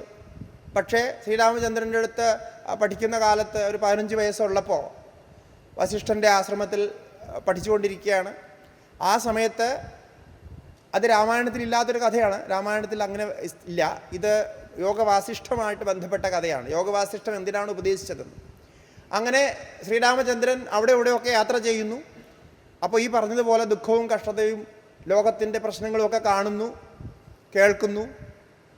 തിരിച്ചു വന്ന് അദ്ദേഹം തീരുമാനിച്ചു, ഇത് ഭയങ്കര കഷ്ടമായിട്ടുള്ള ജീവിതമാണ്, ഇങ്ങനെയല്ല ജീവിക്കേണ്ടത്, ഇതൊന്നും എനിക്ക് വേണ്ട, എനിക്ക് ഋഷിമാരുടെ ജീവിതം മതി. അങ്ങനെ പറഞ്ഞ് മനസ്സ് മാറുന്നൊരവസ്ഥ. 15 വയസ്സേ ഉള്ളൂ എന്ന് വിചാരിക്കാം. ദശരഥൻ ആകെ വ്യാകുലനായി. എന്താ ചെയ്യുക? മൂത്ത മകനാണ്, രാജ്യം കൊടുക്കേണ്ടത് മൂത്ത മകനാണ്. അപ്പോൾ അവിടെ ഇതുപോലെ മുമ്പോ ആരോ പറഞ്ഞിട്ടുണ്ട് ഇയാളെ ശ്രദ്ധിക്കണമെന്ന്. അപ്പോൾ അങ്ങനെ ശ്രദ്ധിച്ചിരിക്കുകയായിരുന്നു, പിന്നെ വേറെ പ്രശ്നങ്ങളൊന്നുമില്ല. അപ്പോഴാണ് വസിഷ്ഠ മഹർഷിയെ വിളിക്കുന്നതും വസിഷ്ഠ മഹർഷി ആ വൈരാഗ്യവാനായിരിക്കുന്ന ശ്രീരാമചന്ദ്രനോട് യോഗവാസിഷ്ഠം ഉപദേശിക്കുന്നത്. അപ്പോൾ അങ്ങനെ ആണ് അതിൻ്റെ ഒരു കഥ. അപ്പോൾ ഇത് എന്താ കാണിക്കുന്നതെന്ന് ചോദിച്ചാൽ, എപ്പോഴാണ് ഇത് ഫ്ലാഷ് ആവുന്നതെന്ന് പറയാൻ പറ്റില്ല. അപ്പോൾ അത് സംസ്കാരം കൊണ്ടേ ആവൂ. ചില ആൾക്കാരുണ്ട്, എന്തൊക്കെ ആയാലും ഒരു വ്യത്യാസവുമില്ല, 90 വയസ്സാവട്ടെ 95 വയസ്സാവട്ടെ, അവർക്ക് വൈരാഗ്യമോ അതൊന്നുമില്ല. എത്ര സ്വാമിമാരെ കണ്ടിട്ടും കാര്യമില്ല, എന്തൊക്കെ ഗീത പഠിച്ചിട്ടും കാര്യമില്ല, എന്തൊക്കെ ഭാഗവതം കേട്ടിട്ടും നമുക്ക് വിരക്തി എന്ന് പറയുന്നൊരു സംഗതി ഉണ്ടാവില്ല. അപ്പോൾ അതിൻ്റെ അർത്ഥം എന്താണ്? ഇതിനൊരു പൂർവ്വ സംസ്കാരമായിട്ടുള്ള ബന്ധം ഉണ്ട് എന്നുള്ളത് ഉറപ്പാണ്. അങ്ങനെ ഉണ്ടെങ്കിൽ മാത്രമേ അങ്ങനെ ഉണ്ടാവാൻ സാധ്യതയുള്ളൂ. അപ്പോൾ അതുകൊണ്ട് ആ ഒരു അവസ്ഥ ഉണ്ടായി വരുമ്പോൾ അത് സ്വാഭാവികമായിട്ടും പൂർവ്വജന്മകൃതമായിട്ടുള്ള കർമ്മമായിട്ട് ബന്ധിച്ച് വരും. അങ്ങനെ വരുമ്പോൾ അതിൻ്റെ ഫലമായിട്ട് മോക്ഷത്തിലേക്ക് പ്രവർത്തിക്കാനും അതിൻ്റെ സാധനകൾ ചെയ്യാനും ഒക്കെ സാധിക്കുമെന്നുള്ളതാണ് സത്യം. അപ്പോൾ ഈ വ്യവസ്ഥയിൽ നിന്നുകൊണ്ടാണ് നമ്മുടെ ശാസ്ത്രം മുഴുവൻ സംസാരിക്കുന്നത്. അപ്പോൾ തടസ്ഥ ലക്ഷണങ്ങൾ അതത് അവസ്ഥകളിൽ മാറിക്കൊണ്ടിരിക്കും. ആ അവസ്ഥയിൽ ഏതവസ്ഥയിലാണ് ഇത് നമുക്ക് ജ്ഞാനം കിട്ടുക, ഏത് ഒരു സ്വഭാവത്തെ, ഏതൊരു അഭ്യാസത്തെ, ഏതൊരു പ്രാക്ടീസിനെ കണ്ടിന്യൂ ചെയ്താലാണ് നമുക്ക് ജ്ഞാനം ലഭിക്കുക എന്ന് ശാസ്ത്രം മനസ്സിലാക്കി തരുന്നതനുസരിച്ച് അങ്ങനെ പ്രവർത്തിച്ചാൽ തീർച്ചയായിട്ടും ആ ജ്ഞാനമാർഗത്തിലെത്തും. അപ്പോൾ അതാണ് ഈ ഭാഗവതത്തിലെ കഥ. അതിൽ ഭഗവാന്റെ തത്വം എന്ന് പറയുന്നത് അവതാരങ്ങളോടും ഈ പറഞ്ഞ സമഗ്ര ഐശ്വര്യം ഉണ്ടായിരിക്കുക, ധർമ്മജ്ഞാനമുണ്ടായിരിക്കുക, വൈരാഗ്യമുണ്ടായിരിക്കുക, മോക്ഷത്തെക്കുറിച്ച് അറിയുക, ഉത്പത്തി നാശങ്ങളെക്കുറിച്ച് അറിയുക, പ്രാണികളുടെ കർമ്മബന്ധനങ്ങളെക്കുറിച്ച് അറിയുക, ഈ പറയുന്ന അറിവുകളൊക്കെ ഒരു മനുഷ്യനുണ്ടായാൽ ആ മനുഷ്യൻ ഭഗവാനാണെന്ന് പറയാം. അതുകൊണ്ട് നമ്മുടെ മഹാത്മാക്കളെയൊക്കെ നമ്മൾ ഭഗവാൻ എന്ന് സംബോധന ചെയ്യുന്നു. ഭഗവാൻ ശങ്കരാചാര്യർ, ഇപ്പോൾ ശങ്കരാചാര്യർക്ക് നമ്മൾ ഭഗവാൻ എന്ന് പറയുന്നു. വേദവ്യാസന് ഭഗവാൻ എന്ന ടൈറ്റിലുണ്ട്. അങ്ങനെ വ്യക്തികളായിട്ട് മനുഷ്യരായിട്ട് തന്നെ ജീവിച്ച ഋഷിമാർക്കും ഒക്കെ ഭഗവാൻ എന്ന ടൈറ്റില് കൊടുക്കാറുണ്ട്. അപ്പോൾ അത് നമ്മുടെ ധർമ്മത്തിൻ്റെ നേരത്തെ പറഞ്ഞതുപോലെ സവിശേഷമായിട്ടുള്ള ഒരു സംഗതിയാണ്. അപ്പോൾ ഈ ചരിത്രത്തിൽ പുരാണങ്ങളിൽ നമ്മൾ കാണുന്നത് മുഴുവൻ ദേവന്മാരുടെയും അസുരന്മാരുടെയും കഥയാണ്. കശ്യപ ഋഷിയുടെ പ്രധാനമായിട്ടും 2 മക്കൾ കൂട്ടങ്ങൾ, ഒരു കൂട്ടം ദേവന്മാർ, മറ്റൊരു കൂട്ടം അസുരന്മാർ.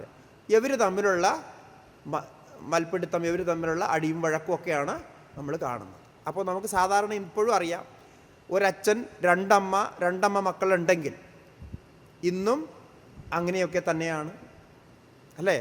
അപ്പോൾ ഈ കാണുന്ന അവസ്ഥയെ ചിന്തിച്ചു കൊണ്ടായിരിക്കണം അങ്ങനെ ഒന്ന് കൽപ്പിച്ചത് എന്ന് പറയാൻ സാധ്യതയുണ്ട്. ആ 2 മക്കൾക്കും 2 സ്വഭാവമാണ്. ഒരു കൂട്ടർ അസുരരാണ്, ക്രൂര സ്വഭാവമുള്ളവരാണ്, ആക്രമണങ്ങളൊക്കെ ചെയ്യുന്നവരാണ്, സഹനശക്തി ഇല്ലാത്തവരാണ്. മറ്റൊരു കൂട്ടർ സാത്വികരാണ്, ദേവന്മാരാണ്, എന്നാൽ സുഖഭോഗികളാണ്. തങ്ങളുടെ സ്ഥാനമാനങ്ങൾ വിടാൻ അവർക്ക് താല്പര്യമില്ല. അസുരന്മാർ പലപ്പോഴും ആക്രമിച്ച് ഈ സ്ഥാനമാനങ്ങളൊക്കെ പിടിച്ചെടുക്കുന്നു, പിന്നെ അതിനെ ദേവന്മാർ തിരിച്ചു കൊണ്ടുവരുന്നു. ഇങ്ങനെയുള്ള കഥകളാണ് മൊത്തം ഈ ഭാഗവതത്തിലും എല്ലാ പുരാണങ്ങളിലും ഉള്ളത്. ഇതിലൊരു ആധ്യാത്മിക സാരം കൂടിയുണ്ട്. എന്താണ് ആധ്യാത്മിക സാരമെന്ന് ചോദിച്ചാൽ, ഈ ദേവത്വം അസുരത്വം എന്നൊക്കെ പറയുന്നത് ഭഗവാൻ ശങ്കരാചാര്യ അദ്ദേഹത്തിൻ്റെ ബൃഹദാരണ്യക ഭാഷ്യത്തിൽ അവിടെ ഇങ്ങനെ ഒന്ന് സൂചിപ്പിക്കുന്നുണ്ട്. എന്തെന്ന് ചോദിച്ചാൽ, ഈ എവിടെ നോക്കിയാലും, വേദം മുതൽക്ക് എവിടെ നോക്കിയാലും ദേവന്മാരും അസുരന്മാരും തമ്മിലടിച്ചു, പിന്നെ അവർ ഒരുമിച്ചു. ഇപ്പോൾ അമൃതമന്ഥനമൊക്കെ ചെയ്യാൻ വേണ്ടിയിട്ട് ഒരു പ്രത്യേക കാര്യത്തിന് വേണ്ടി ഒരുമിച്ചു. പക്ഷേ അത് കഴിഞ്ഞ് പിന്നെ അവിടെ മോഹിനിയെ കൂടിയിട്ട് അവിടെ പിന്നെയും പ്രശ്നമായി. അപ്പോൾ ഇതിങ്ങനെ ഉണ്ട്. ഇതെന്താണ് അതിൻ്റെ ഒരു സാരം? ഇപ്പോൾ ഭഗവത്പാദ ശങ്കരാചാര്യ സ്വാമികൾ ആധ്യാത്മികമായിട്ടുള്ള ആധ്യാത്മിക ആചാര്യനാണ്. ആധ്യാത്മിക വിഷയങ്ങളെക്കുറിച്ചാണ് അദ്ദേഹം സംസാരിക്കുന്നത്. ഉപനിഷത്ത് വിഷയങ്ങളാണ് അദ്ദേഹത്തിൻ്റെ പ്രധാന വിഷയം. അപ്പോൾ അവിടെ ആചാര്യസ്വാമിജികൾ ഒരു സൂചന പറയുന്നുണ്ട്. അദ്ദേഹം പറയുന്നു, വാസ്തവത്തിൽ ഈ ദേവന്മാരും അസുരന്മാരും മനുഷ്യന്മാരും ഒക്കെ നമ്മുടെ തന്നെ ഭാവങ്ങളാണ്. ഇന്ദ്രിയലോലുപമായിരിക്കുന്ന മനസ്സ് ഇന്ദ്രിയങ്ങളുടെ പുറകെ പോകുന്നു. സുഖലോലുപത്വം മാത്രം വച്ചിരിക്കുന്ന മനസ്സ്, പ്രവർത്തിക്കുന്ന മനസ്സ്, അനിയന്ത്രിതമായിട്ട് സുഖലോലുപമായി പ്രവർത്തിക്കുന്ന മനസ്സ്, വിഷയലംബടമായി പ്രവർത്തിക്കുന്ന മനസ്സ്, അങ്ങനെയുണ്ടെങ്കിൽ ആ സമയത്ത് നമ്മൾ ആരാ?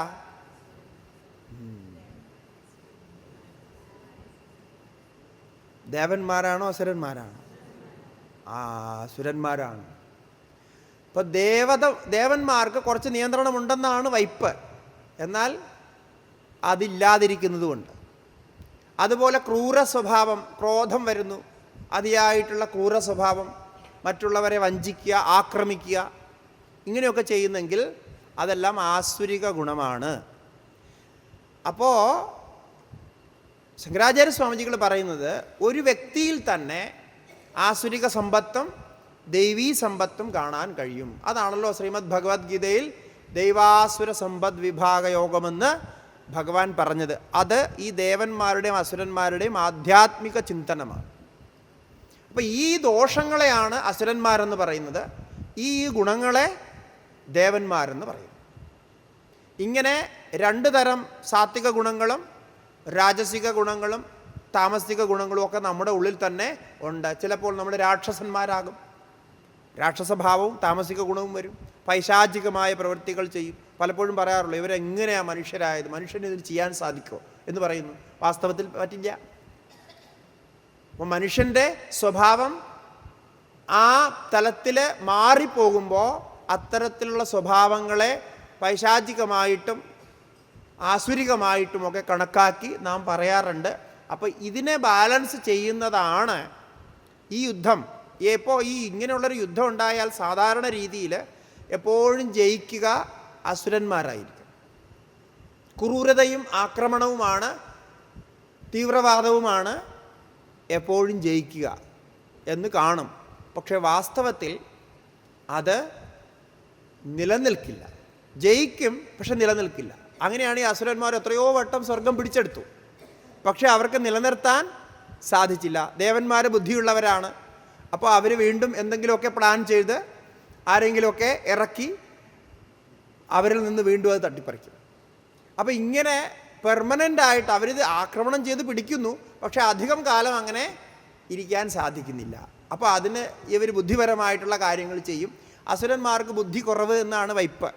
കാരണം എന്താണ്? അവരുടെ ക്രൂര രാജസിക സ്വഭാവം ബുദ്ധിക്ക് അനുകൂലമല്ല. ആക്രമണത്തിന് അനുകൂലമാണ്, പക്ഷേ ബുദ്ധിക്ക് അനുകൂലമല്ല. ബുദ്ധിര്യസ്യ ബലം തസ്യ എന്നാണ് മഹാഭാരതം പറയുന്നത്. അതായത് അവസാനമായിട്ട് ജയിക്കുക ആരായിരിക്കുമെന്ന് ചോദിച്ചാൽ ബുദ്ധിയുള്ളവനായിരിക്കും ജയിക്കുക. അങ്ങനെയാണ് ഈ ബുദ്ധിയുടെ വികാസമാണ് മനുഷ്യൻ്റെ വികാസം. മനുഷ്യൻ വികസിച്ച് ബുദ്ധി വികാസത്തിൻ്റെ അവസാന കോടിയിലാണ് എവിടെ എത്തുക? മോക്ഷം പ്രാപിക്കുക. ഇതൊരു രസകരമായിട്ടുള്ളൊരു കാര്യമാണ്. നമ്മുടെ ഈ സംഘാതത്തിൽ നമുക്ക് ശരീരമുണ്ട്. സംഘാതം എന്ന് പറഞ്ഞാൽ ശരീരത്തിൻ്റെ കൂട്ടം. ശരീരമുണ്ട്, ഇന്ദ്രിയങ്ങളുണ്ട്, മനസ്സുണ്ട്, പ്രാണനുണ്ട്, അഹങ്കാരമുണ്ട്, ബുദ്ധിയുണ്ട്, ഇതെല്ലാം ഉണ്ട്.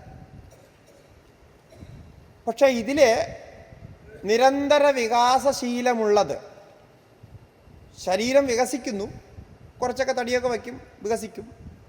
പക്ഷേ അതിനൊരു ലിമിറ്റുണ്ട്. കുറച്ച് വികസിച്ച് കഴിഞ്ഞാൽ അപ്പോഴേക്കും അതിന് സമയം കഴിയും, പിന്നെ അത് ഇല്ലാണ്ടാവും. അങ്ങനെ ഇന്ദ്രിയങ്ങൾക്ക് പ്രത്യേകിച്ച് വികാസം ഇല്ല, അതിന് വികസിക്കാനുള്ള ചാൻസ് ഇല്ല. എന്തോ ഉള്ളത് അത് അങ്ങനെ തന്നെ നോക്കി മെയിൻറ്റെയിൻ ചെയ്ത് പോകാമെന്നുള്ളതേ നടക്കുള്ളൂ. മനസ്സിൽ കുറേ അറിവുകൾ, പുതിയ അറിവുകൾ വരുമ്പോൾ മനസ്സിൻ്റെ ചിന്താഗതിയൊക്കെ മാറുന്നത് കൊണ്ട് വികസിക്കുന്നു. പക്ഷെ മനസ്സിൻ്റെ വികാസം എന്ന് പറഞ്ഞാൽ ലിമിറ്റഡാണ്. അപ്പം ഇതിനെ ഒന്നും വികസിപ്പിച്ചിട്ട് കാര്യമില്ല എന്നർത്ഥം. ശരീരത്തെ വികസിപ്പിച്ചിട്ട് വല്ല കാര്യമുണ്ടോ? അതിന് കൂടുതൽ ശക്തി പകർന്നു, അതിന് നല്ല ആരോഗ്യമുണ്ടാക്കി വച്ചു. എത്ര വച്ചാലും 100, 110. നമ്മളിപ്പോൾ വാരണാസിയിൽ ഈ കഴിഞ്ഞ വർഷം 128 വയസ്സ് വരെ ജീവിച്ചിരുന്ന ശിവാനന്ദ യോഗി എന്ന് പറയുന്ന അദ്ദേഹം ഇവിടെ ഒക്കെ വന്നിരുന്നു. കന്യാകുമാരിയിൽ വന്നിരുന്നു, അതൊക്കെ കണ്ടിരുന്നു. നമ്മൾ അദ്ദേഹത്തിനെ ദർശിച്ചിട്ടുണ്ട്, അദ്ദേഹത്തിൻ്റെ ആശ്രമത്തിൽ പോയിട്ടുണ്ട്. നമ്മുടെ ആശ്രമത്തിൽ അദ്ദേഹം വന്നിട്ടുണ്ട്. അദ്ദേഹത്തിൻ്റെ അവസാനത്തെ യാത്രയിൽ ഉത്തരകാശി വന്നിരുന്നു. നമുക്ക് കുറേ ഇതൊക്കെ എഴുതി തന്നു പോയിട്ടുണ്ട്. ഒരു അത്ഭുത മനുഷ്യനാണ്. ഒന്ന് ആലോചിച്ച് നോക്കൂ, 128 വയസ്സ് വരെ ഒരു രോഗവുമില്ലാതെ. അപ്പോൾ അദ്ദേഹം വെള്ള വസ്ത്രത്തിലാണ്.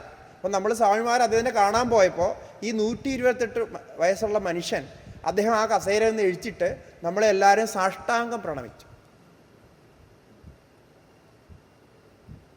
എന്തോ ഒരു അത്ഭുതം നോക്കൂ. എങ്ങനെയാണ് അദ്ദേഹം 128 വയസ്സ് വരെ രോഗമില്ലാതെ ജീവിച്ചത്? ആക്റ്റീവ് എന്ന് പറഞ്ഞാൽ നടക്കാനും ഇതിനൊന്നും ഒരു പ്രശ്നമില്ല. അത് നടന്ന് സാധാരണ രീതിയിൽ യാത്ര ചെയ്യുള്ളൂ. അങ്ങനെ കുറേ നിയമങ്ങളൊക്കെ ഉണ്ട്. സാധാരണ ബസ്സിൽ, പിന്നെ എല്ലാവരും കൂടെ നിർബന്ധിച്ചാണ് ബസ്സിൽ നിന്ന് അദ്ദേഹം ഒരു ജീപ്പിലേക്ക് യാത്ര ചെയ്യാൻ സമ്മതിച്ചത്. അവിടെ കാരണം ഹിമാലയത്തിലേക്ക് യാത്ര ചെയ്യുമ്പോൾ ബസ്സിൽ ബുദ്ധിമുട്ടാണെന്ന് പറഞ്ഞിട്ട്. അങ്ങനത്തെ ഒരു അത്ഭുത മനുഷ്യൻ ഈ 128 വയസ്സ് വരെ ജീവിച്ചു എന്നുള്ളത് അദ്ദേഹത്തിന് എന്തെല്ലാം റെക്കോർഡുകൾ എന്തൊക്കെ ചെയ്യാമായിരുന്നു. ഇതെങ്ങനെയാണ് അറിയുന്നത്, നാട്ടുകാരറിയുന്നത്, സർക്കാർ അറിയുന്നതെന്ന് ചോദിച്ചാൽ, ഒരിക്കൽ ഇദ്ദേഹം ഈ യോഗയുടെ ഒരു ആളാണ്. ഇദ്ദേഹം യോഗയുടെ പ്രചാരമൊക്കെ ചെയ്യും. അദ്ദേഹത്തിൻ്റെ ആശ്രമത്തിൽ യോഗയാണ് ചെയ്യുന്നത്. എന്തായാലും അദ്ദേഹത്തിനെ കുറിച്ച് ഓർത്തപ്പോൾ അതിനെക്കുറിച്ച് പറയാം. അദ്ദേഹം വിദേശത്തൊക്കെ പോകും. ഇംഗ്ലീഷൊക്കെ പഠിച്ചിട്ടുണ്ട്, നന്നായിട്ട് ഇംഗ്ലീഷിൽ സംസാരിക്കും, നന്നായിട്ട് ഹാൻഡ് റൈറ്റിംഗ്. അദ്ദേഹം എഴുതിയത് ഇപ്പോഴും എൻ്റെ കയ്യിലുണ്ട്. കൈക്കൊന്നും വിറയലോ ഒന്നും ഇല്ലായിരുന്നു. നമ്മൾ കാണുന്നത് അദ്ദേഹം സമാധിയാവുന്ന ഒരു 8 മാസം മുമ്പാണ്. അതിലെല്ലാം എഴുതി തന്നു. വർത്തമാനം പറയുന്നത് കുറവാണ്. നമ്മളെ മാതിരി ഇതേപോലെ 5-6 മണിക്കൂർ ഇരുന്ന് വർത്തമാനമൊന്നും പറയില്ല. സംസാരിക്കൽ വളരെ കുറവാണ്, മൗനമാണ്. കുറച്ചൊക്കെ സംസാരിക്കും, രാവിലെ കുറച്ച്, വൈകുന്നേരം കുറച്ച്, അങ്ങനെയൊക്കെയാണ്. എല്ലാം നിയമത്തിലാണ്. അപ്പോൾ ഇദ്ദേഹത്തിനെ ദുബായിലോ മറ്റോ കൊണ്ടുപോകാൻ വേണ്ടിയിട്ട്, അവരുടെ ഭക്തരെ കൊണ്ടുപോകാൻ വേണ്ടിയിട്ട് ഡൽഹി എയർപോർട്ടിൽ കൊണ്ടുപോയി. പാസ്പോർട്ടൊക്കെ ഉണ്ട്, കൊണ്ടുപോയി. അപ്പോൾ ഈ ടിക്കറ്റും ഇതൊക്കെ പാസ്പോർട്ടൊക്കെ ചെക്ക് ചെയ്യുമല്ലോ. അപ്പോൾ ഈ പാസ്പോർട്ട് ചെക്ക് ചെയ്യണ സമയത്ത് അവിടെ ഇരുന്ന കുട്ടിക്ക് ഈ പാസ്പോർട്ടിൽ എഴുതിക്കുന്ന ഡേറ്റ് ഓഫ് ബർത്ത് ഇയാളെ നോക്കിയപ്പോൾ ഒരു അത്ഭുതം. ഇതെന്തോ പരിപാടിയെന്ന്. കാരണം ആർക്കും വിശ്വസിക്കാൻ പറ്റില്ല. അപ്പോൾ അവരുടനെ ഈ പാസ്പോർട്ട് എടുത്തിട്ട് അയാൾക്ക് സംശയമാണ്, ഇത് പാസ്പോർട്ട് തട്ടിപ്പാണോ, ഇനി ഇയാൾ തട്ടിപ്പാണോ, എന്താണെന്ന് അറിയില്ലല്ലോ.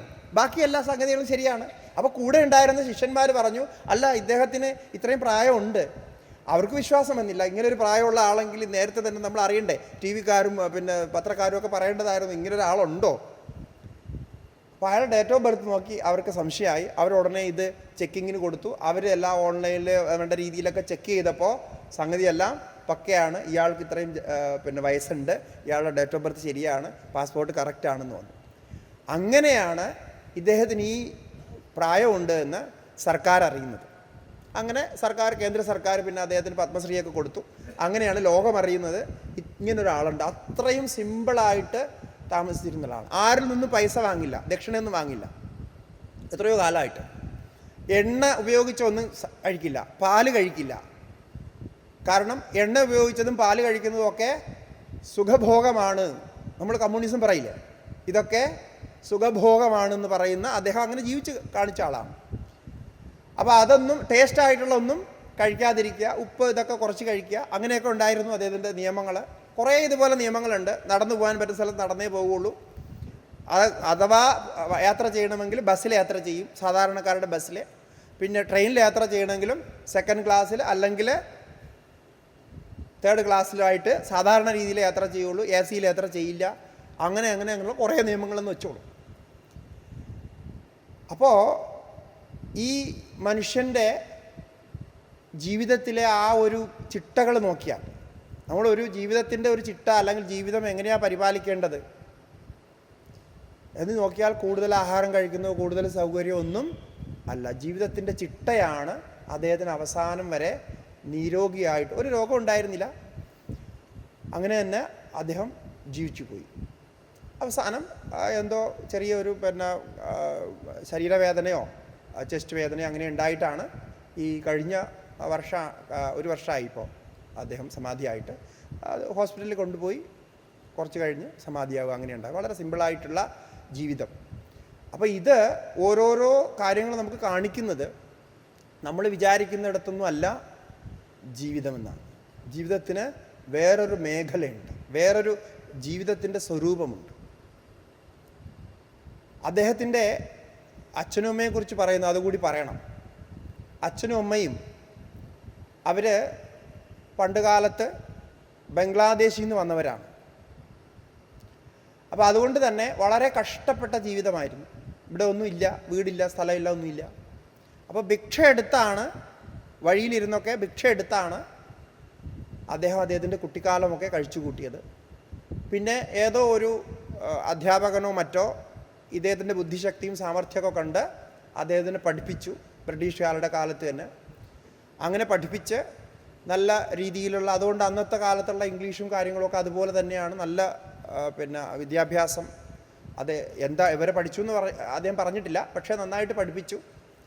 അത് കഴിഞ്ഞും അദ്ദേഹം ആ ജീവിതം എന്താണോ അച്ഛനും അമ്മയും എങ്ങനെയാണോ ജീവിച്ചിരുന്നത് അതേ ജീവിതം തന്നെ അദ്ദേഹം തുടർന്നുകൊണ്ടേയിരുന്നു. എന്നിട്ട് പിന്നെ ദീക്ഷ സ്വീകരിച്ചു, സ്വാമിയായി, ആശ്രമമുണ്ടായി, എല്ലാം ചെയ്തു. മറ്റുള്ളവരെ സഹായിച്ചുകൊണ്ടേയിരുന്നു. വരുന്ന പൈസയും മറ്റുള്ള രീതിയിലൊക്കെ എല്ലാവരും സഹായിച്ചുകൊണ്ടിരുന്നു. ആൾക്കാർ, ഭക്തന്മാർ വന്ന് കാര്യങ്ങൾ ചെയ്യും. അദ്ദേഹം അതൊന്നും സ്വീകരിക്കില്ലായിരുന്നു. ഇന്ദിരാഗാന്ധി ഉണ്ടായിരുന്ന സമയത്ത് അദ്ദേഹത്തിനെ കാണാൻ പോയിട്ടുണ്ട്. അങ്ങനെ വലിയ വലിയ ആൾക്കാരൊക്കെ അദ്ദേഹത്തിനെ കാണാൻ പോയിട്ടുണ്ട്. പക്ഷേ അതൊന്നും മീഡിയയിൽ വരാനോ ഇതൊന്നും അദ്ദേഹം ഇഷ്ടപ്പെട്ടിരുന്നില്ല. അതുകൊണ്ടാണ് നമ്മൾ അവസാന കാലം വരെ അദ്ദേഹത്തിന് അറിയാത്തത്. പക്ഷേ അദ്ദേഹത്തിന് ഒരുപാട് ശിഷ്യന്മാരങ്ങനെ ഉള്ളവരുണ്ട്. അപ്പോൾ ഇതൊക്കെ എന്താ കാണിക്കുന്നതെന്ന് ചോദിച്ചാൽ, ജീവിതത്തിൻ്റെ യഥാർത്ഥമായിട്ടുള്ള സ്വരൂപം അത് തിരിച്ചറിയാൻ നമുക്ക് സാധിക്കണം. അതാണ് നമ്മുടെ മനുഷ്യ ജീവിതത്തിൻ്റെ പ്രത്യേകത. അതിലേക്ക് നമുക്ക് പ്രവേശിക്കാൻ സാധിക്കണം.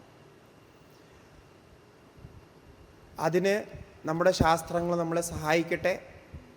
ഈ ശാസ്ത്രങ്ങളിൽ പറയുന്ന ഓരോ വസ്തുതകളെയും കേവലം ഒരു അറിവായിട്ട് കണക്കാക്കാതെ, ഒരു ഇൻഫർമേഷനായിട്ട് കണക്കാക്കാതെ, ഇത് യഥാർത്ഥമാണെന്ന് വിശ്വസിക്കുകയും ആ യാഥാർത്ഥ്യത്തെ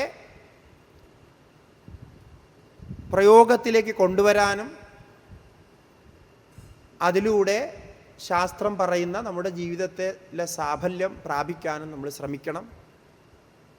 എല്ലാ ജ്ഞാനത്തിൻ്റെയും എല്ലാ പ്രയോഗങ്ങളുടെയും, അല്ലെങ്കിൽ പ്രയോഗം എന്ന് പറയുമ്പോൾ വ്യാവഹാരിക ജീവിതത്തിൽ നമ്മൾ ചെയ്യുന്ന പ്രവൃത്തികളുടെയും അവസാനം എന്ന് പറയുന്നത് ജ്ഞാനമാണ്. നമ്മൾ പറഞ്ഞത് ശരീരത്തിൻ്റെ വികാസം കൊണ്ടോ ശരീരം എത്ര കാലം ജീവിച്ചിരിക്കും എന്നതുകൊണ്ടോ മനസ്സിൻ്റെ വികാസം കൊണ്ടോ എന്നും പൂർണ്ണതയില്ല. അതൊക്കെ താത്കാലികമാണ്. ഇപ്പോൾ ഇത്രയും പ്രായം ഉണ്ടായിരുന്ന മനുഷ്യനും ആ സമയമായപ്പോൾ അദ്ദേഹം പോയി. 128 വയസ്സ് വരെ ജീവിച്ചിരുന്നു, എന്നിട്ട് അദ്ദേഹം പോയി. അപ്പം ശരീരത്തിന് എത്ര കാലം ആയുസ്സുണ്ട് എന്നുള്ളത് അങ്ങനെയല്ല. ശങ്കരാചാര്യ സ്വാമിജികൾ കേവലം 32 വയസ്സ് വരെ ജീവിച്ചിരുന്നുള്ളൂ. പക്ഷേ 32 വയസ്സിൽ അദ്ദേഹം ചെയ്തു പോയ കാര്യം 32,000 വർഷം കഴിഞ്ഞാലും ഉണ്ടാകും. അപ്പോൾ അതാണ് ശരീരത്തിൻ്റെ പ്രയോഗം. അപ്പോൾ എന്താണ് വികസിക്കുന്നത്? വികാസം ഏതിനാണ് വേണ്ടത്? എന്തിൻ്റെ വികാസത്തിന് വേണ്ടിയിട്ടാണ് ഈ ശ്രമങ്ങളൊക്കെ നാം നടത്തുന്നത്? ബുദ്ധിയുടെ വികാസത്തിന് വേണ്ടിയിട്ട്. സനാതനധർമ്മത്തിൽ അതുകൊണ്ടാണ് ബുദ്ധിയെ മാത്രമേ നമ്മുടെ യഥാർത്ഥ ഉപകരണമായി കണക്കാക്കിയിട്ടുള്ളൂ. ബുദ്ധിയുടെ വികാസം എവിടെയാണ് പോയി നിൽക്കുക എന്ന് ചോദിച്ചാൽ, ബുദ്ധിയുടെ വികാസം പോയി നിൽക്കുന്നത് ആത്മജ്ഞാനം അഥവാ മോക്ഷം പ്രാപിക്കുന്നത് വരെയാണ്. മോക്ഷം പ്രാപിക്കുന്നിടത്ത് പോയേ ബുദ്ധിയുടെ വികാസം നിൽക്കുകയുള്ളൂ. അത് സ്വാഭാവികമായിട്ട് ചിന്തിച്ച് സൂക്ഷ്മതയെ ചിന്തിച്ച് അവസാനം അവിടെ എത്തും. ഇത് നമ്മുടെ ഋഷിമാർ മനസ്സിലാക്കിയിട്ട് ബാക്കി ശരീരവും മറ്റ് ഇന്ദ്രിയങ്ങളും ഒക്കെ കൊണ്ട് ചെയ്യുന്ന ഭോഗങ്ങളും സുഖങ്ങളും ഒക്കെ ലിമിറ്റഡാക്കി വച്ച്, അതിനെയൊക്കെ സംയമനത്തിൽ വച്ച് ആവശ്യത്തിന് മാത്രം ഉപയോഗിച്ച് ബുദ്ധിക്ക് വികാസത്തിന് വേണ്ട കാര്യങ്ങൾ പരമാവധി ചെയ്തു കൂട്ടി. അങ്ങനെ അവർ ചെയ്തു കൂട്ടിയത് കൊണ്ടാണ് നമുക്ക് ഇന്ന് ആയിരക്കണക്കിന് ശാസ്ത്രഗ്രന്ഥങ്ങൾ, ഇത്രയും ഗഹനമായിട്ടുള്ള ശാസ്ത്രഗ്രന്ഥങ്ങളുള്ളത്.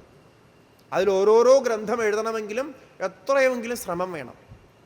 അന്ന് ഒരു സൗകര്യമില്ലാതെ ഇതിലൊക്കെ അവർ എഴുതി വെച്ചു. കാരണം എന്താണ്? നമ്മുടെ സനാതനധർമ്മത്തിലെ ആദ്യത്തെ മന്ത്രോപദേശമായ ഗായത്രി മന്ത്രോപദേശത്തിൽ എനിക്ക് ധനം കിട്ടണമേ, എനിക്ക് സമ്പത്തുകൾ ഉണ്ടാകണമേ, എനിക്ക് നല്ല ജോലി കിട്ടണമേ, എനിക്ക് നല്ല കുടുംബം കിട്ടണമേ, നല്ല ഭാര്യയും മക്കളെയും കിട്ടണമേ എന്നാണോ പ്രാർത്ഥിക്കുന്നത്? ഒന്നുമല്ല. എന്താ, ഇതൊന്നും അവർക്ക് വേണ്ടാഞ്ഞിട്ടാണോ? അതുമല്ല. പിന്നെയോ, അതൊക്കെ താത്കാലികമാണ്. അതൊന്നും കൊണ്ട് എത്തേണ്ടടുത്ത് എത്താൻ സാധിക്കില്ല. പിന്നെ ഏതാണ് അവിടേക്ക് എത്തിക്കുന്നത്? അതിൻ്റെ മാത്രം വികാസമേ ഭഗവാനോട് പ്രാർത്ഥിക്കുന്നുള്ളൂ. ഗായത്രി മന്ത്രത്തിൽ ബുദ്ധിയുടെ വികാസം, ധിയോയോന പ്രചോദയാതെന്നാ പറയുക. ആ ഭാഗം മാത്രമാണ് മുഖ്യമായിട്ടുള്ള അംശം. അതുകൊണ്ട് എന്താ സംഭവിക്കുന്നത്? ബുദ്ധിയുടെ വികാസത്തിൻ്റെ അവസാനം ആത്മസാക്ഷാത്കാരത്തിൽ പോയി നിൽക്കും. അതുമാത്രം മതി എന്നാണ്. ഇതാണ് സനാതനധർമ്മത്തിൻ്റെ ഒരു ചിന്താ പദ്ധതി. ഇതിൻ്റെ ഉള്ളിലാണ് ഇതെല്ലാം വരുന്നത്. ഇത് അവസാനം ത്യാഗം കൊണ്ടേ സാധിക്കും. ത്യാഗമില്ലാതെ ഈ വികാസം പൂർണ്ണമാകില്ല. അപ്പോൾ അങ്ങനെ ആ വികാസത്തിൻ്റെ ഒരു ചിട്ടയാണ് ഈ ബുദ്ധിവികാസം എന്ന് പറയുന്ന സാധനമാണ്. നമ്മുടെ ഉപകരണങ്ങൾ അല്ലെങ്കിൽ നമ്മുടെ ഇൻസ്ട്രുമെൻറ്റ്സ്, നമ്മുടെ ഉപാധികൾ, നമുക്ക് ഉപയോഗിക്കാവുന്ന ഉപാധികൾ, ഇൻസ്ട്രുമെൻറ്റ്സ് എന്നുള്ള രീതിയിൽ ബുദ്ധിയാണ് നമുക്ക് കിട്ടിയിട്ടുള്ള ഏറ്റവും വിശിഷ്ടമായ വസ്തു. മറ്റ് ജീവികൾക്ക് ഇല്ലാത്തതും താരതമ്യേന വളരെ കുറവുള്ളതും അതാണ്. മനുഷ്യന് ഏറ്റവും വിശിഷ്ടമായിട്ട് കിട്ടിയിരിക്കുന്നത് ബുദ്ധിയാണ്. അതിനെ പരമാവധി വികസിപ്പിക്കാൻ ശ്രമിക്കുക. ബാക്കിയൊക്കെ എല്ലാവർക്കും കിട്ടുന്നതാണ്. അപ്പോൾ സമയം ഇവിടെ അവസാനിച്ചു. ഈ ഒരു ഭാഗം നമുക്ക് പ്രവേശിക്കേണ്ട ഒരു ഭാഗത്തിൻ്റെ ഒരു വ്യക്തത നമ്മളിവ് മനസ്സിലാക്കി. ഇനി നാളത്തെ ദിവസം മുഴുവനും ഈ വിഷയത്തിൻ്റെ തന്നെ ഒരു കണ്ടിന്യൂഷനായിട്ട് നമ്മളൊരു സ്തുതിയെക്കുറിച്ച് സ്തുതിയെ പരിചയപ്പെടും. ആ സ്തുതിയിൽ എങ്ങനെയാണ് ഈ തത്വങ്ങളെയൊക്കെ പറഞ്ഞ് മനസ്സിലാക്കിയിരിക്കുന്നത്. അങ്ങനെ ഒരു സ്തുതിയെ മനസ്സിലാക്കുമ്പോൾ നിങ്ങൾക്ക് മനസ്സിലാകും ഈ ഭാഗവതത്തിൽ ഏത് ഭാഗങ്ങൾ, ഏത് അംശങ്ങളാണ് നമുക്ക് ശ്രദ്ധിക്കേണ്ടത്, അതിൽ മനസ്സിലാക്കേണ്ടതെന്ന്. അപ്പോൾ അതിനൊരു പരിചയം എന്ന രീതിയിൽ വേദാന്തത്തിൻ്റെ കാര്യങ്ങളും സഗുണവും നിർഗുണവും നേരത്തെ പറഞ്ഞ ദേവതാരൂപവും ഭഗവാന്റെ സ്വരൂപവും ഒക്കെ വരുന്ന ഒരു ഭാഗമുണ്ട്. അത് നമ്മൾ കാണുന്നതായിരിക്കും. അപ്പോൾ ഈ സത്രം ഇവിടെ അവസാനിപ്പിക്കാം. ശ്രീ ഗുരുഭ്യോ നമഃ. ഹരി ഓം.